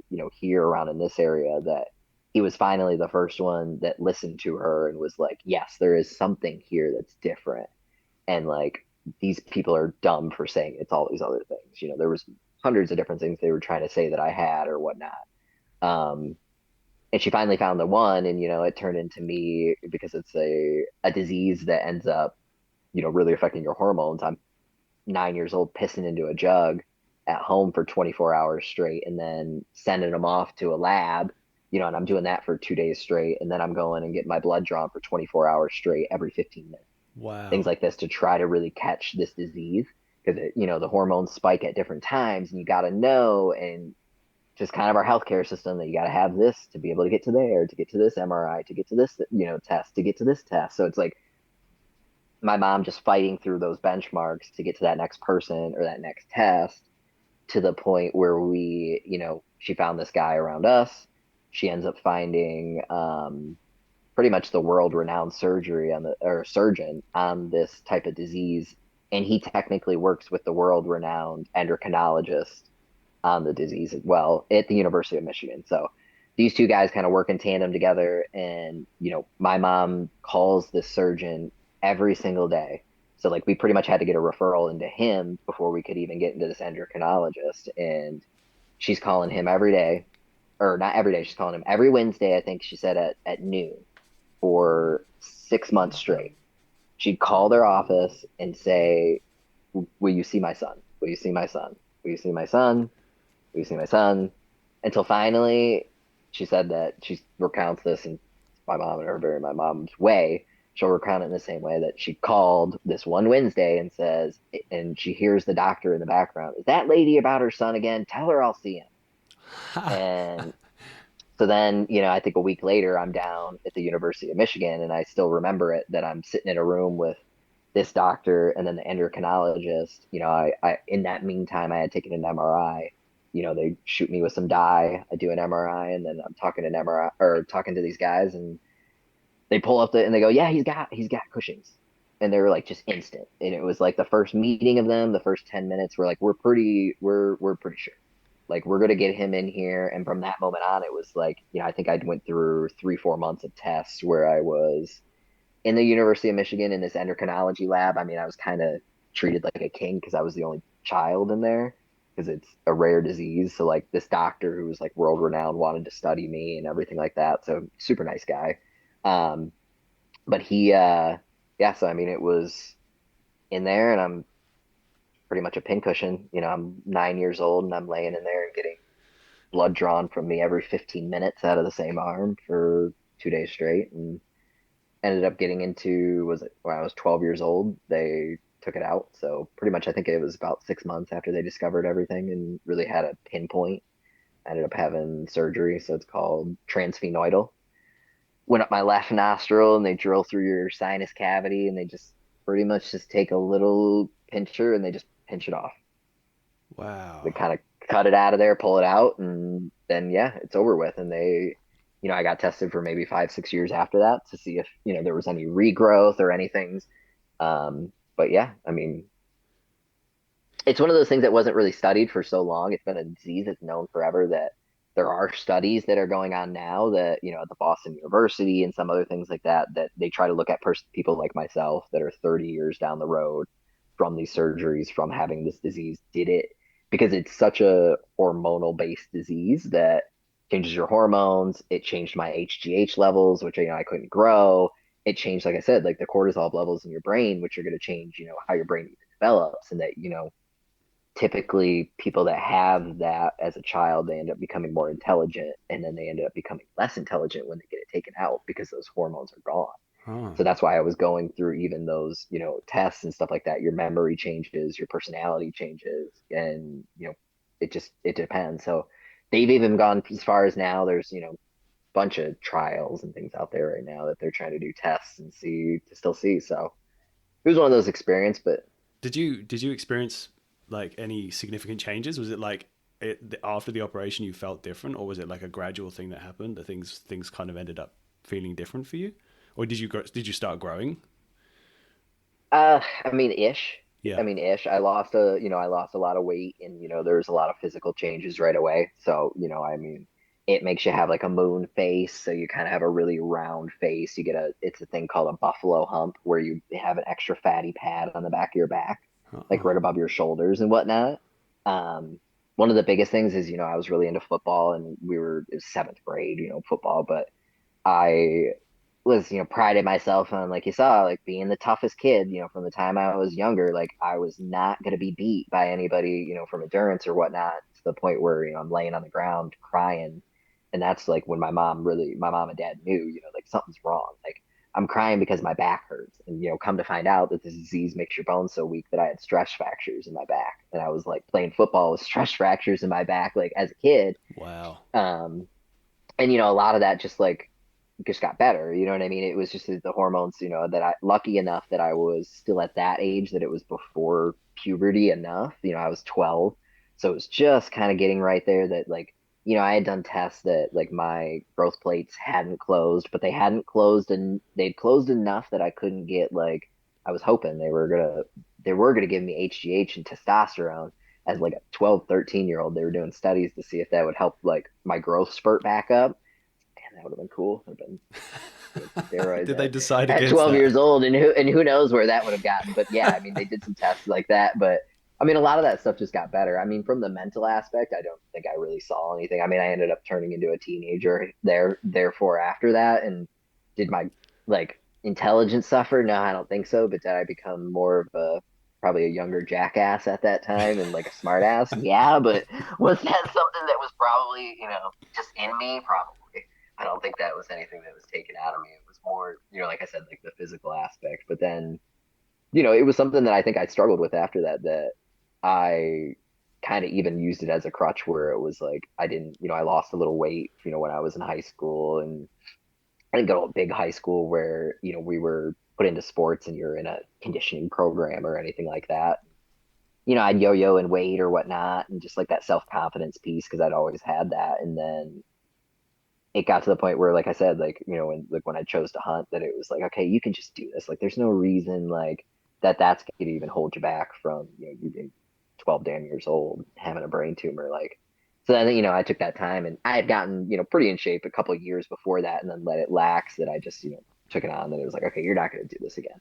You're going to do this for yourself. So, I think it's also there's a different psychological thing with weight loss, and this is coming from me. I was definitely a chunkier version of myself when I was like younger, and I think the thing that changed it for me is that you've got to have like a reason to want to be in shape. It's totally yeah. the thing, right? Like if you are just like, oh, I want to be in shape, and it's just for like because you want to look better or you want to feel better, for some reason, at least for me, like that's not enough. It's got to be like, oh, it was like I got into racing road bikes at some point, and there comes a Hmm. point where I'm like riding with people and I'm like suffering up like hills and mountains, and it's like, okay, well, if I was like 10 pounds lighter, my power would be Hmm. way better up this hill. Yeah. Which you I think can, I go into yeah. Yeah, I go into every hunting season a little bit different shape, because, like you said, you get into that experience, and it's like, if I'm a little bit lighter, I'm a little bit stronger, might make this, bike Might race make a easier. difference. Yeah. Hmm. And I think that's the thing, right? If you've got that drive, it definitely helps keep things on a bit more of a level keel. That's for sure. Hmm. Well, thanks for Hmm. sharing that, man. That like it was really interesting to hear more info.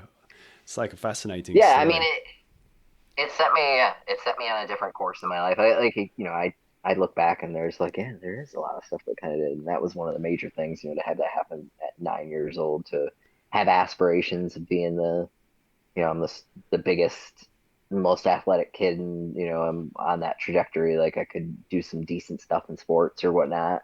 And that's what I loved at the time, to kind of have that shockwave that it's like that probably won't happen. And you know, I I think I even look back on that, like when it was like the hunting aspect, that it was like, why did I say that? I mean, I'm 12 years old, 13 years old, but if I'd have even had a mindset of just like, just go and do it, like, just go and do it, you Yeah. could do it. Yeah. So, Yeah. It's also, I mean, like, we'll move on. But there's one other thing that's kind of funny to me is that, like, I am not a doctor. I'm going to caveat that now. But it's like yeah, when these changes started happening to you and you suddenly gained a bunch of weight and you yeah, stopped growing, it's like that's like the opposite of puberty happening, right? Like surely yeah. normally it's like you shoot up and you lose a bunch, like you get skinny. So it's funny A to me. kid And that's I'm in the sure there's 90th, many other yeah. reasons why that could be, but to me it's like that there's so many doctors who are like, no, no, no, it's something else. It's like Well, clearly I mean, something's going on. yeah, a kid that's in the 90 percentile in both height and weight for, their whole life of like, I'm the one of the taller kids on the growth trajectory and one of the lighter kids, like tall, I mean, what super skinny, but skinny, like, and just thin framed. And then all of a sudden it just changes when I'm still doing just as much sports and still doing just as this. Yeah, And like you nothing's said, like changed it's just the apart from American medical system, chemicals. like you said.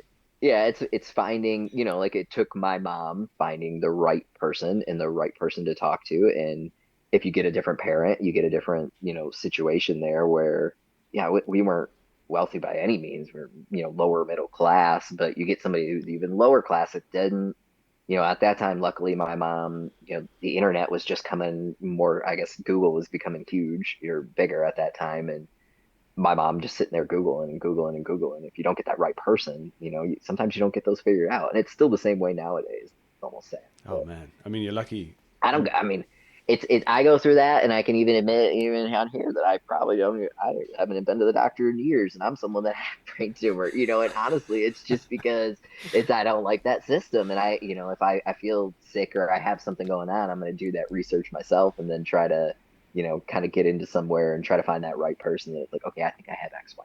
Let's move this along. Like, but Yeah, it's still trying to find that right person.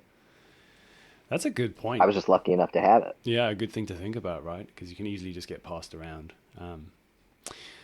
Okay, so hunting stories. You've told me before about this a little bit, but I want to hear the whole story because, I mean, I guess like jumping from what we just talked about, you may possibly have had like some of your height stunted from your condition that you had when you were Yeah. younger, but I think you still kept the strength of someone over 6 foot in your in your body, man, because you're like, yeah, you absolutely pound those mountains without any restraint whatsoever. So tell me about the bull that you shot out of the area that we hunted in. Like, was it last year? Or was it the year before? So it was the year before, This so is the 6 by 6, hey, 2023. like Yep. the herd bull. hmm Yeah. So I, this was my fourth elk hunt. I think at that time, let me try to think. First season rifle, and then two. Yep. So it was my fourth elk hunt at the time, Okay. and my second archery elk hunt. So going into it, I had done Montana archery, and I'd stayed. I kind of learned a lot of lessons, like we were talking about before, that I'd gone into it with a plan that I was going to, I went into it with a plan and I realized have many plans, like everybody tells you.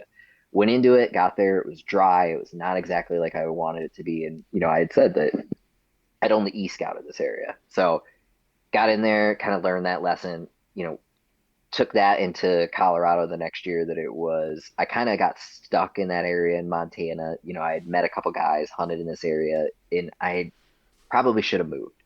And I went into Colorado the next year that it was like, if I'm not going to find that sign, like we talked about, or find bulls, I'm not leaving. I'm not going anywhere else. So, I first go in there and I'm hunting around a lot of areas that I had hunted before when I was mule deer hunting. So I kind of knew these units. So I get in there and I mean, it was a tough hunt from right away. It was hot. It was 80 some degrees. Um, I'm dealing with, I can't find any bulls that are bugling. I get into an area and I'm packing in, and my goal at that time was like, okay, I'm going to put 2 to 3 days on my back. and I'm going to hike in. If I find sign, if I find it's worth it, hear something, I'm going to stay back here and then, hunt it out, figure it out, stay here. I think I went into two different units. I didn't even find any sign at a couple different spots, did a morning hunt, went to a different spot, did an evening hunt, just bouncing. Um, so, I did that for 8 days, and I found I had seen one bull and it was at 12:30 on the side of a ridge when I was coming out of a river, and it was 85 degrees on the side of this hill, and he's sitting there feeding, and it's 12:30 in the afternoon, and I come around the corner and he's standing there looking at me. And like I said, I'm sunburned. It's 10,000 feet and it's 85 degrees out. I don't know, why is this bull on the side of this hill? It's Colorado over the counter. That's why, because it just, they don't, and so I see this one bull and it's just not enough in my head, in this area to like stay here. It's dry, it's craggly. Like this bull is just here on an off chance that got pushed from somewhere else. Probably can't be as. So I keep pushing and I ended up getting to this area that you and I had met in, and truthfully, to put it the way it is, I stumbled into a gold mine, and I stumbled into a gold mine. I felt like from a perspective of just pushing. I Yes. got into the area that we were in and I started pushing through deadfall, pushing through areas, and all of a sudden I kind of find a trail. And I'm like, where's this trail going? Where are we at here? And, end up making it back that this, randomly half cut trail kind of leading me to the base of this mountain of just like, just keep going. You're going to find some sign. You're going to find some sign. So I get back in there and I get back, 4.3 miles, I think, and to the base of the mountain, and I see, my first real elk shit of the trip. We're talking 8 days in, and this is the first time that I've seen a fresh shit that I picked this up and I like, okay, I'm in. What did it I think taste like? uh, grassy. A little, yeah, a little like rose hips. I was eating a little rose hips in there. But no, so I picked this up, and I'm moving and I'm seeing wallows, I mean, you saw the area. I recounted this whole thing to you, and, I'm seeing wallows and I'm knowing, okay, this is what I was looking for this whole time. Like, this is what I needed to find. And I'm feeling good. And I pop up in the evening before. So I'm coming around this corner and I go into this little river, and all of a sudden there's a cow elk. And I come up and I come across the corner and I get a full draw on her. And I'm like, I'm 8 days in. I haven't really even seen too many elk. I have this elk, but I'm like, this is terrible back here. Because at this point, I don't know if this trail leads to the road. I don't know where, whatever's going on. I popped onto this trail 2, 3 miles into the Yeah, you just cut wilderness a through trail. a burn. Yeah. And so end up, at the base of this, and I'm like, okay, there's cows here. I know I'm in the zone. This is what I came here to do. So I end up, that evening I sleep on the side of the mountain, and I wake up and there's two bulls just going off. It's 6:30 in the morning. I didn't really even hear any bugles. My plan was I'm gonna wake up, I'm gonna sit these wallows, I'm gonna see if I hear anything, see anything. If I hear something, I'm going. I'm finding it and I'm gonna try to kill it. And it was still hot. So It was still hot at this point, huh? yeah, so I mean, I wake up that morning, and I mean, the day before, I mean, we're at that 10,000 feet range, so it's 65 degrees in the sun. Hmm. It's warm, the sun's hot, and in the shade, you're about 45 degrees. A Hmm. little bit cooler, but it's still warm. Yeah, yeah, Where yeah. you wouldn't feel like there was any. Honestly, like I mean, I was literally for the whole couple weeks, I was waiting for the rut to kick in. Where are these bulls rutting? And that's why I'm going from each unit to each unit to like, where are these bulls going that I can find them, I can hear them. Because if I'm not finding sign, I need to at least be able to hear them. And I couldn't hear them anywhere. Like, is the rut on? Whatnot. So I think it's just you need to find the area that they're going. Like we had talked about. They might be going in one unit 500 miles away, but they might honestly be going 1 mile. They might be in the rut fully over here in this basin, and then over in this basin, they don't even care because there's not a cow in estrus. So it's like that right place at the right time.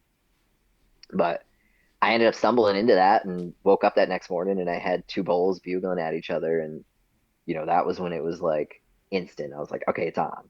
Like I went into just a mode of like, I don't know, like I went into autopilot again. Like Like when I had seen that mule deer and I dropped to my knees, it was like even from that moment, and I think it was just from, the year prior in Montana, I had had an opportunity where I had, shot an elk and I lost it, that I was like, I'm not going to let this opportunity pass. I'm going to take every opportunity that I had seen and learned from the year before, and I'm going to make this worth it. So, I woke up and heard these bulls bugling, and it was on. So I started going up the mountain, and I think I camped myself in the perfect spot that about 150 yards, 200 yards above me, I hear just a bull going crazy, just nuts, thrashing, and all I'm doing is cow calling because I'm literally just not trying to bugle because I can hear two bulls bugling, and I wasn't confident at all in bugling at that point. That I pretty much had the strategy that it was if they're going to answer to my cow calls, that's all I'm going to do. Because I'm okay enough, I'm good enough at cow calling that if they're going to keep, getting fired up to this, and I don't need to fire them up with a Yeah. bugle, Yeah. Yeah. I can silently, a little bit more slowly come in here where they're not maybe coming in for a fight. They're looking to, come in and get a little action. So, I come in and I'm moving up this hill, and I, finally get this first ever, I'd had an encounter before, but this like the year before in Montana, I had come across a bunch of bulls in these like really old cuts, like we had hunted in, where there's just Christmas trees everywhere and you can't see them. They love that old cut because it's 10-foot tall Christmas trees. They can hear you coming. They can't, you can't see anything. And I'd gotten close to bulls, but I hadn't had laid eyes on them too many times other than a couple. And this was like the first time that I really gotten that bull coming in and raging. And just a raghorn 4x5 nice bull that I was ready to kill him. And so he's going off, and I get the bull that I killed is going off above him about 300 yards, and he's just rip roaring, and he's fired up for some reason up on the top up here. And this bull keeps looking up there, looking up there, looking up there.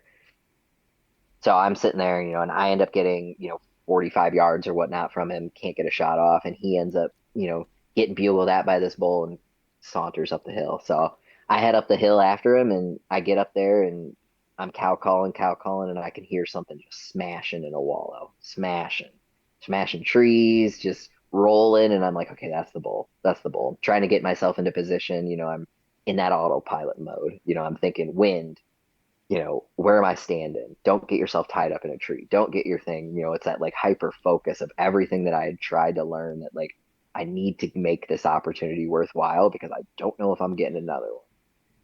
So I back myself into a tree and I'm standing there, and then all of a sudden these cows come out and they're 20 yards from me, and these cows end up moving about 10 yards. I'm talking one is probably close to 7 yards for about, I feel like it's an eternity, but we're thinking a minute and a half, 2 minutes that I'm not at full draw, but I've just got I got my release on my bow, and I'm sitting here and I'm just like, if my wind swirls, they're gonna catch me. Because she's looking at me. She's like, that's something. That's not a pine tree. What's standing there? What is standing there? And, and then I'd say, like I said, a minute and a half later, I hear that bull crash through, and it was like, I can remember the moment of it stepping out, but I don't remember and it's like bad almost. I feel like it's like I don't remember myself centering my peep. I don't remember myself going. I remember like an autopilot that it was like this bull stepped out, and it was like we talked about that. I was like, I knew I needed to take an opportunity, that it was, I think like you're in that Yelk woods because you hear it from a lot of people. I had made sure that my setup was right, my arrow was right, that I was ready for any shot opportunity, and I was prepared for it. Yeah. Yeah. So this bull steps out, and I had had dreams. This is like another like thing where I love the mountain man era and the Indian, reading about like I had a weird spiritual dream for the whole hunt leading up to this, that I was going to shoot an elk in the chest. It was going to be a full frontal shot. I was comfortable with that. I was comfortable with my bow, and this elk walks out, takes 2 steps. I see the antlers. I'm like, oh my God, that's a giant bull. Like for a second, didn't even recognize like how big it was. And it was like white patch, yellow, arrows gone. What just happened? And it was like I went through a rhythm, and it went through, and it just happened. And I stood there, and that bull took off, the cows took off, and I was 20 yards away. So, I'm not trying to push the bull, but Yeah. just going up there. I took 20 steps up and I'm like, I think I dropped to my knees again. It was like it was one of those triumphant moments of like Yeah. Yeah. accomplishing something that I'd wanted to for so long and like knew I could do and just had to push through that I like saw the blood and I was like, yep, just knew it. Like it was one of those ones that I knew I'd put that thing in that boil in the boiler maker. And I gave him. I sat there. I think I called because the first elk I ever shot. I broke down. I shed some tears. I think, and I called my mom right away. I called my best friend and like. To share that moment. And I did it again. I called, like my girlfriend at the time, called my mom, and it was like, hey, like I can't believe this. Like I just fucking did this. Like I'm pretty sure I just killed a giant bull. And it's one of those things that it was like I'll remember it for the rest of my life, just like sitting down and seeing that air or like seeing that blood trail. And gave him 45 minutes and I showed you where I shot him to where he went, and he went a good 400 or 500 yards with one right through the boiler right room, right in his chest. A lot of blood loss. And I mean, he went. Those things are mountain athletes. He went from shot him at 10,300 feet. That I think he went to 10,700 and about point 0.5 miles away. So Wow. yeah, Yeah, that's and then it wild. was, and then it was game on. Yeah, then the work starts. 3 days of hell. Yep. And then 3 days of hell. And I mean, and that's one of those things that like I try to portray to people too, that like I got out, more there was meat that I lost. And I would say that there was one thing that like being a solo hunter, I did lose meat being a solo hunter, being a smaller person, that if I would have the way that he died, and I couldn't help it, he died in a bush wrapped around a rock and I couldn't flip him over. Oh, And I'd shot an elk 2 years before in first season Colorado. And I mean, admittedly, that elk was a lot smaller body wise, probably 150 pounds smaller. And I was able to flip that elk once I had, done the gutless method and everything. You use yeah. the antlers and downhill, you just use a little momentum and you can usually get it. Um, this one, the way that he was caught on there, I could not get him. So like I lost a little bit on the rump and the backside. I mean, I lost, I would say probably, I mean, I ended up getting right around 280 pounds of meat. So I probably only lost like maybe 30, 40 pounds of meat. But I feel bad about that, but it's something that people say that to me, like, oh, you're a solo hunter. Like, how you to get that thing in there, or out of there? It's like, if I can walk in, I can walk out. Yeah, yeah. If I could walk in, I can walk one out. And that was also it being like pretty warm as well. It's just unfortunate at that time you didn't have a. Hmm. So what did you do? Okay, first of all, how heavy do you think that the bull was? Like you said, you think it was 150 pounds heavier than the one that you shot before. Like, what's your kind of guess based on how much meat you got? I mean, you must have done some calculations at some point. I'd say about 600, 650 pounds. I mean, like on the top end of what they say, like a Rocky Mountain elk is going to be. Yeah, Like awesome. my first bull was like a 2.5 year old, probably 2.5 year old, raghornish, still a really nice bull, and he was probably right around that 500 pounds. He was a little bit lean. It was October coming out of the rut when I Okay. shot him. Yeah. And he was, bugling the night before when I shot him and everything like that. So he was still in like probably a second rut, but good amount of fat on him, but he was just a leaner build. And, I Yeah. mean, I remember butchering that animal and he was just so much more easy to maneuver around. And then I got to this one and it was hotter at the same time too. So I was rushing a little bit, but it was just, I mean, he was just a giant compared to him. Like the body size, it was just, you know, like I said, I mean, you've seen pictures of me standing next to him, and I'm not a huge individual, and it is a slope, but I mean, me standing next to him on a 30-degree slope, 25-degree slope, and his head is above mine. His head in those Yeah, pictures, he's I a mean, beast. the length, yeah, the length of his head on that body is half my body. That he was a big animal, and so yeah, I put him probably around that 600 to 650 range. That he was a big, mature. I mean, he was the herd bull on that mountain that day for sure. But I was he mean, he had his wrapped? You little said he was harem. wrapped around a rock. Was he wrapped front ways or back ways? I'm trying to visualize that. So he was laying down and kind of like curled up with his head like this and his back leg. So his back rump and So it's leg was like kind head of tucked like to the side. his head tucked to the side. So like I could easily like when I show you, like I'll send you the pictures and you can see like when I'm standing there and holding him up, you can see that he's like kind of perfectly laid on his side and it looks good.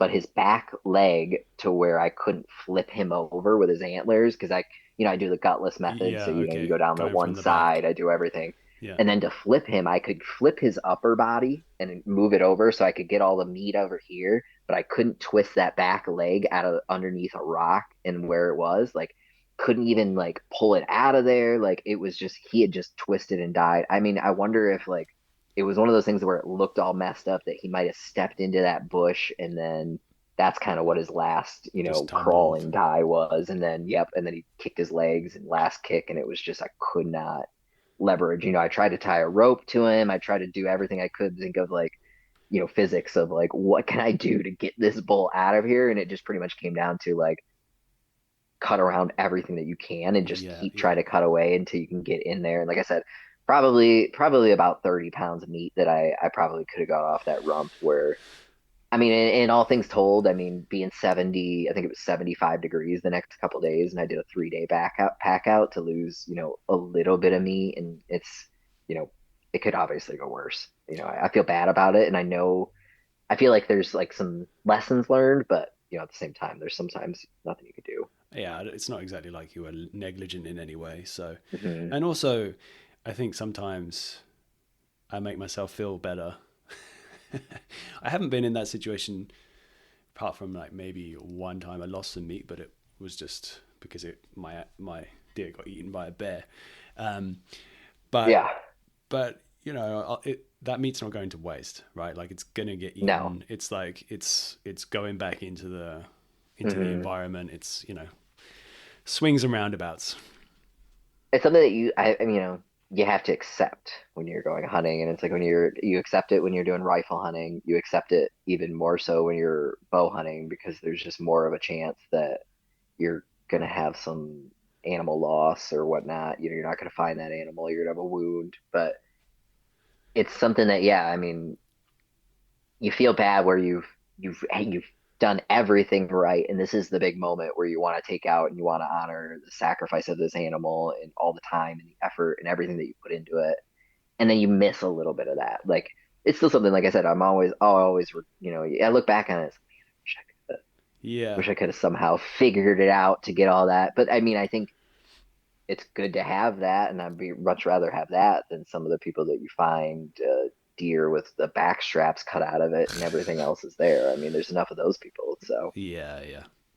So, but you did I think you told me about this before. You set up like a little area next to a river, right? Like a little stream, so it had like cold mhm. air going through, chilling it all down. So it's like it's not like you were running around like a headless chicken, putting it in No, the I sun. knew instantly. Yeah, I had some plans in my head because I had shot those mule deer, so I had known how to, really understand like kind of the thermodynamics of the mountain of like get your stuff dry, get it in a game bag, hang it up, put it in the wind, and just take care of your meat. So I had done that a couple times, a few times with the mule deer and whatnot.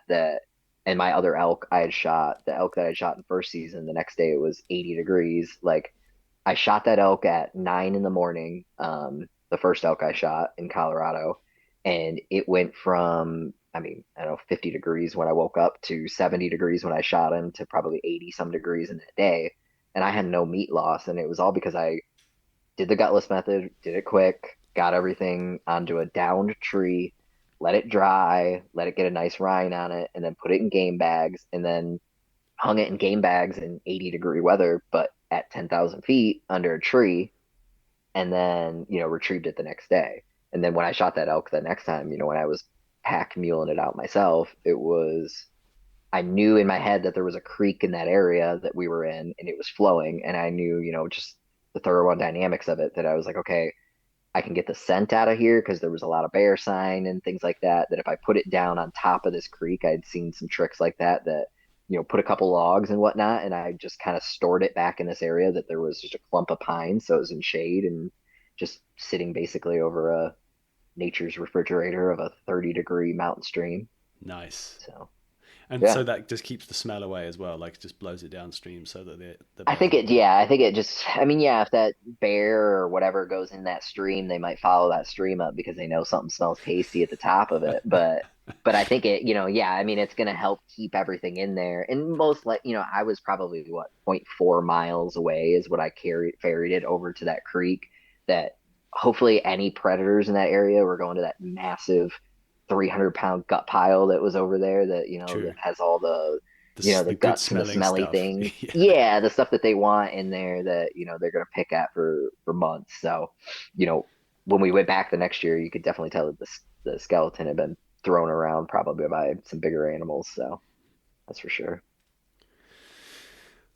I've got one more little area that I want to ask you about if you still have time. Yeah.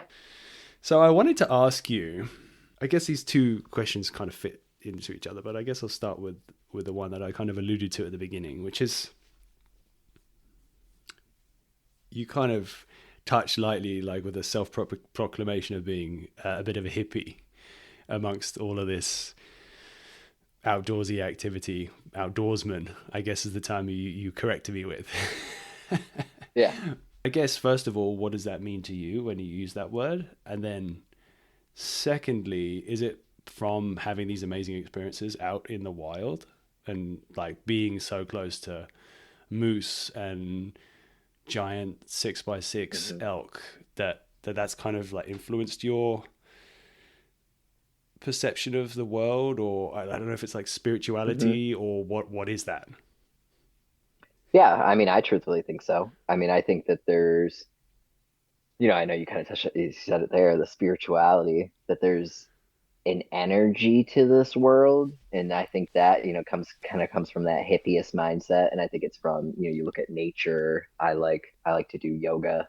I like to do all this stuff. I'm just who I am, Yeah. and there's like the we talked about a little bit of like meditation and things like that. That I think there is an energy to the world, and I think I did find that more so in nature and being outside and finding it in myself because I think we evolved in who we are as people, and our who we are as people is part of our spirit and part of our energy, and that was honed through hunting, that was honed through fishing, especially us as men. I mean, I'm not trying to get like a men women thing, but like like the hunter gatherer and even women that go out and they find it, and they're there's millions of women out there that'll hunt me any day or out hike me any day probably. And I think it's just something us as humans that just from millions of millennia of just it got into our spirit more so, you say, like that nature did, that it's something that makes us feel more alive, I think, than anything else out there. And I think, I'm an advocate for people to experience that. And I try to be, and then it comes in that hippie mindset too, that I'm okay with anybody hating hunting for the right reasons if morally they don't really. I mean, I'm not okay with it, but at the same time, like if they're not, you know, kind of don't judge others before judging yourself. Don't throw rocks in a glass house, but at the same time, if you're not going out there and you're not like you have your own opinion, that's fine. Like I'm completely understanding of it, but like be understanding of where we're coming at from like a hunting standpoint. And I try to do that from like you said, like the spirit that yeah, I'm going out and I have a beaver skin on my wall. I have, you know, uh mule deer heads on over here that but it's more of that, like you said, that experience in nature. I mean, I spent, before this podcast, I sat and looked through a couple pictures and I looked at the I had that hunt last year, recounted that story too, but the best story that I think I could recount about my hunt last year from that 6x6 archery elk thing I wanted for my whole life was I sat on the side of the mountain at 11,000 feet a few days before I shot that bowl, and I took my shoes off. It was cold as hell that morning. Took my shoes off, and I sat and having lunch on the rocks. Loved curling up like a little ball on the rocks and just getting nice and warm. And I saw something coming out of the trees, and I watched a cinnamon brown. Yeah, as I'm drinking coffee, sitting on the side of this hill, 11,000 feet. I have a picture that I'll show you. Watching this bear feed across the first wild bear I've ever seen in my life. Lived in Michigan, seen bear tracks, seen bear shit, did all this other stuff. Never seen a bear. Cinnamon brown bear. I have a tag in my pocket for a brown bear. This thing is coming at me from 250 yards away. I watch this bear for 2 hours feed slowly towards me in this field. And it's probably 80 degrees out. It's like I'm getting a nice tan on these rocks. I'm at 11,000 feet. There's no one around. And I'm watching this bear like come all the way to me. Get this bear at 35 yards. And I'm literally at my, or 40 yards. And I'm like, if it comes at 35 yards, I think I might have to shoot it, but I don't think I can. Like, because of the moment and that spiritual, like, feeling of like, this is what I come out here and do this for. Like, I had seen a moose that morning that was giant. I had, come up on other, just it was just an epic day. And like that's like the story that even stands out almost more so in my mind that it's like, do I wish I would have got that bear? When I tell people that no bears, like, yeah, it was probably a 450-pound boar, cinnamon brown, like the most cinnamon brown, beautiful bear, and that thing fed, and I would have just been able to, and I just didn't. But I didn't want to ruin that experience of, like I said, that's like there was something spiritual in there that I needed to see that bear. I needed to have that experience with that bear at that moment. Yeah, definitely, man. Also, it might have been stressful trying to get that bear out if it's warm. Oh yeah. He's wearing it was that in the back of my his head furry too. jumper. You're like, Oh oh, yeah. is this gonna go But good? I was But no, I agree. I was confident Yeah. yeah. I was confident enough in myself that I had like done enough, it would have been my first bear and I feel like I could have done it. I'd done all the other stuff, my first gutless method on an elk, done all that stuff by myself that I felt like I was good enough on the knife that I could have done it, but it was just like I'm not gonna ruin this moment that I Yeah. somehow had with this bear at like 11:30 on a random day that like I needed a boost in my hunt too. Like I needed something to like keep me moving forward because you get those in those moments that it was like a sign from the wilderness that it was like if you just keep doing this and you keep pushing and I got up at 3:30 that morning and hiked in like 7 miles before anybody else to get to that spot and everything else, like trying to get back there and find it. And it was like, okay, it was like wilderness and like nature out there. She was just giving me a little hint that she was like, here you go. Yeah. Just keep doing what you're doing. Yeah, you're heading in the right And good direction. things happen. Yeah. And that's I live for those experiences because you can get caught up where it's hard and it sucks and it's tough out there, but I said to Ryan, I think, one time when we were in a hellhole last year and we were down in a little river and I looked at him and I said, no one else experiences this. I said, nobody else experience. I said, there's probably like I can count on one hand that's ever experienced this creek within this 10 feet area. And like, he's, got his face down in there, like old school, like on his knees, like washing his face, like, we're there like mountain men, like sitting in the, I said, this is an experience that nobody gets to, and that's what I live for too. That's what I was telling him. I said, this is what I live for coming out here and doing these that you don't get it as much. You get it when you have I think there's things you can find like trapping and stuff. There's beauty in all like hunting and fishing, but something about that adventure out there is even more so for me that's where it gets me because I think it's that spiritual energy feeling. Yeah. I actually often think about that too when I'm out in places that are stunning. First of all, thinking I'm really lucky, not that many people get to see this. Mm-hmm. But then also a little daydream about like how many people have been in this exact spot and how long ago was that? I know. I know. And it's you think about it from some of those spots out west too, because like I mean you've been into places like Africa that you can't even imagine where people probably walked and tried to shoot animals over there. I mean it's the same here that there were people hundreds of thousands of years too, but like yeah, I mean you get out west and you see some of that stuff and I mean it's not that long ago, but you walk through a basin and it's it's like oh man, Bridger walked through here or all Yeah. these mountain men that I read about and you kind of think of they were doing all this and that's what I love to think like of what would this place look like and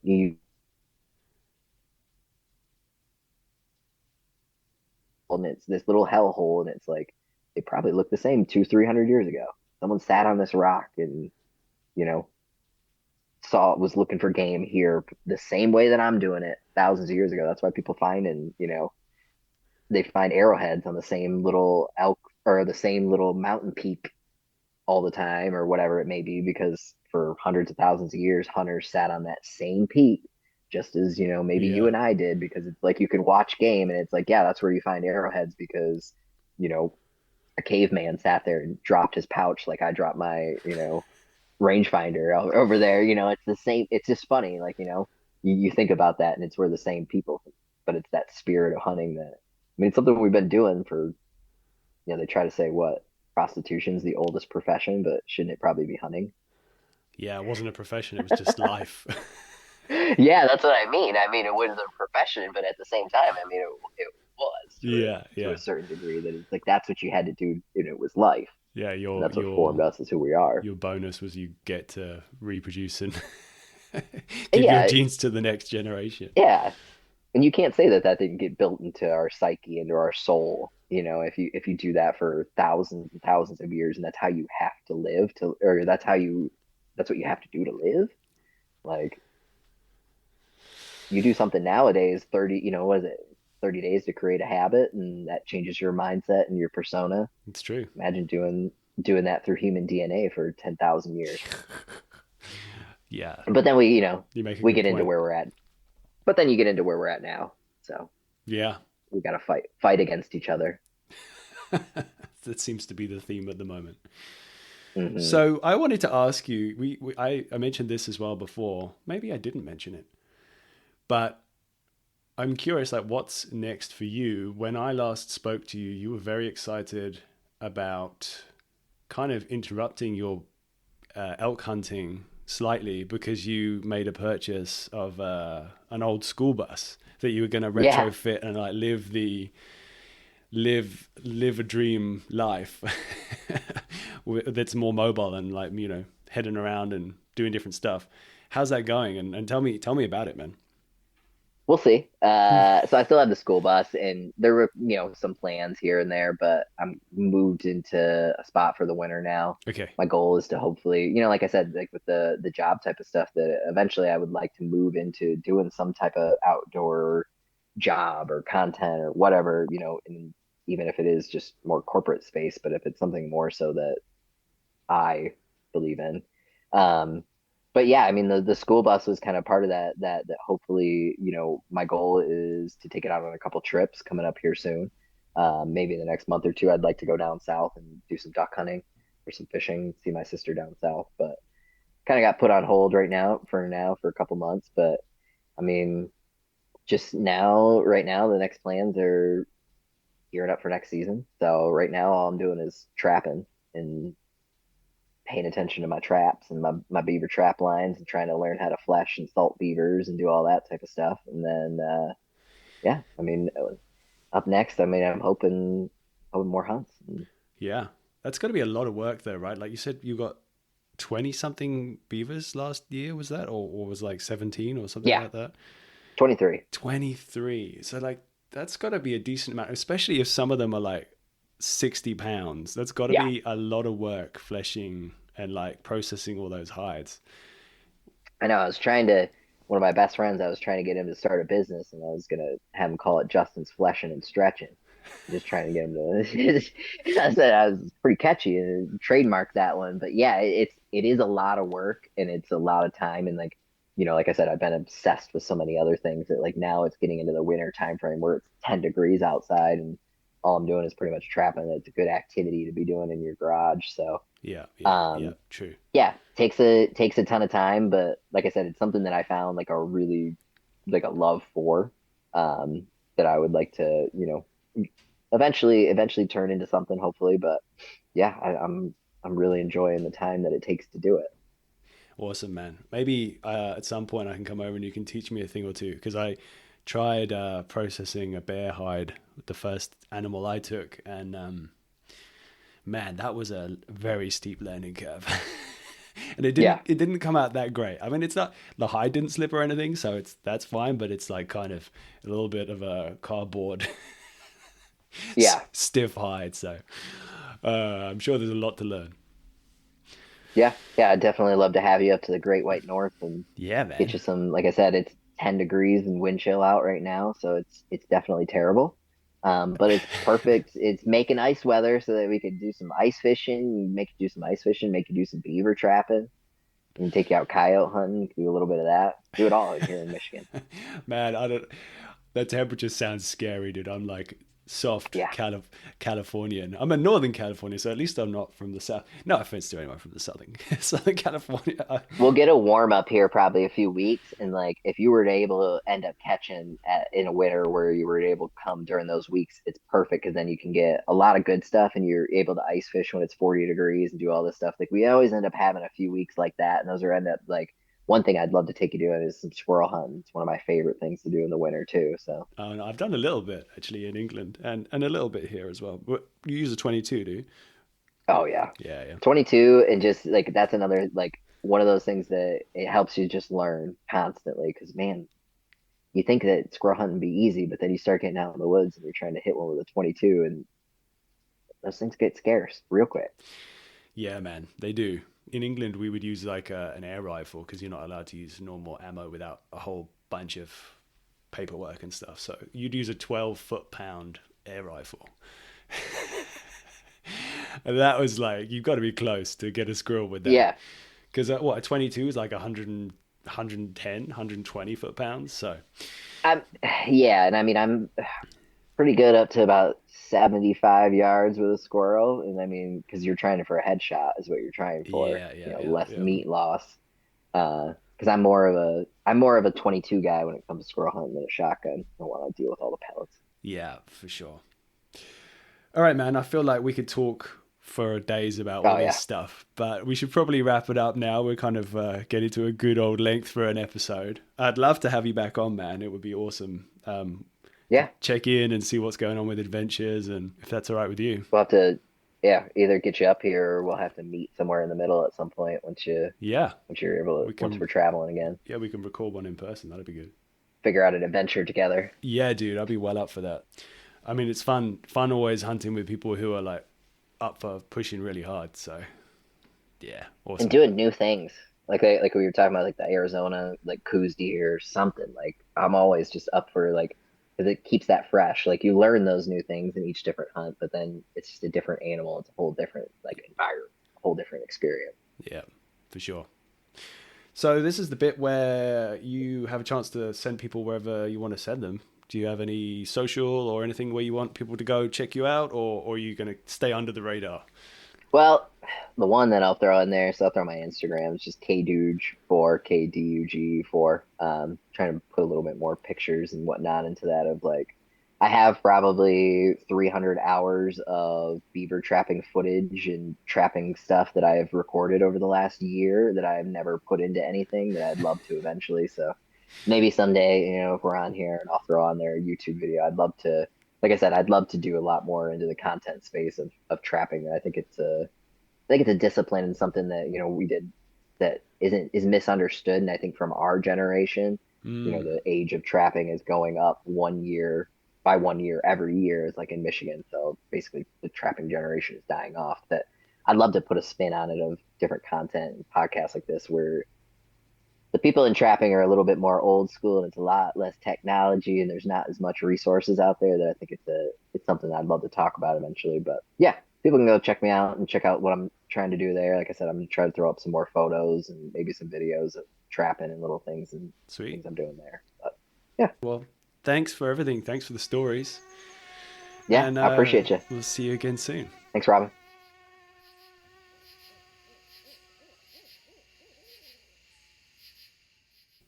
Okay, that's a wrap on another episode. A big thank you to Kiefer for sharing his stories and his time, and thanks for all of his advice up on the mountain as well. I'm sure that we'll be getting him on for another episode soon at some point. He actually just sent me a couple of new links. Now he's he's on the road, he's in the bus, he's heading down towards the Keys, I think. He said it's like, right now it's winter time, but he said it's something like 75 degrees Fahrenheit, which sounds very nice compared to here. He is surrounded by bears and bear scat and all kinds of other animals in the wilderness, so having a great time. He also has put together a couple of different places to send you. So, first of all, I'm going to say all of these links are going to be down in the show notes. And then the other thing I'll say is, I'm just going to read them out now because that's the simplest thing. He has a Substack, which is loading on my phone now, at KDuge. So at KDUGE. Head over there and have a read and follow his story. He's also now on Instagram in 2 places, where he previously mentioned in the actual chat that we had, and then he's just set up another one called Duge Does It. So DUGEDOESIT. So yeah, check it out. There's bound to be some good adventures on there soon, if not already. There is actually one other thing that I wanted to mention as well. There is going to be another episode soon with, well, I should say the artist formerly known as Billy Sprague, who now goes by William Arthur Sprague IV. He has given me a mushroom knife, an amazing mushroom knife, which is called a Lone Wolf mushroom knife. It's an absolute game changer out in the field. It's so good. I don't know how you would describe it. It's just something perfectly evolved to harvest mushrooms. It's got a little brush on the end. It's often kind of an interesting pattern or a colorway on it, and a hooked blade that lets you slice through all mushrooms, including giant porcini like butter. So yeah, I just wanted to give a shout out and say, if you want to check out how the professionals are doing it out there, gathering mushrooms, then get online, head to Born Free Natural Mystic, and yeah, you'll find them on there. Well, I think that's it for this episode, this 50th episode, this milestone. I want to say thank you again, everyone. Thanks for listening. And thank you, William. And until next time. Welcome to the Wild Dispatch.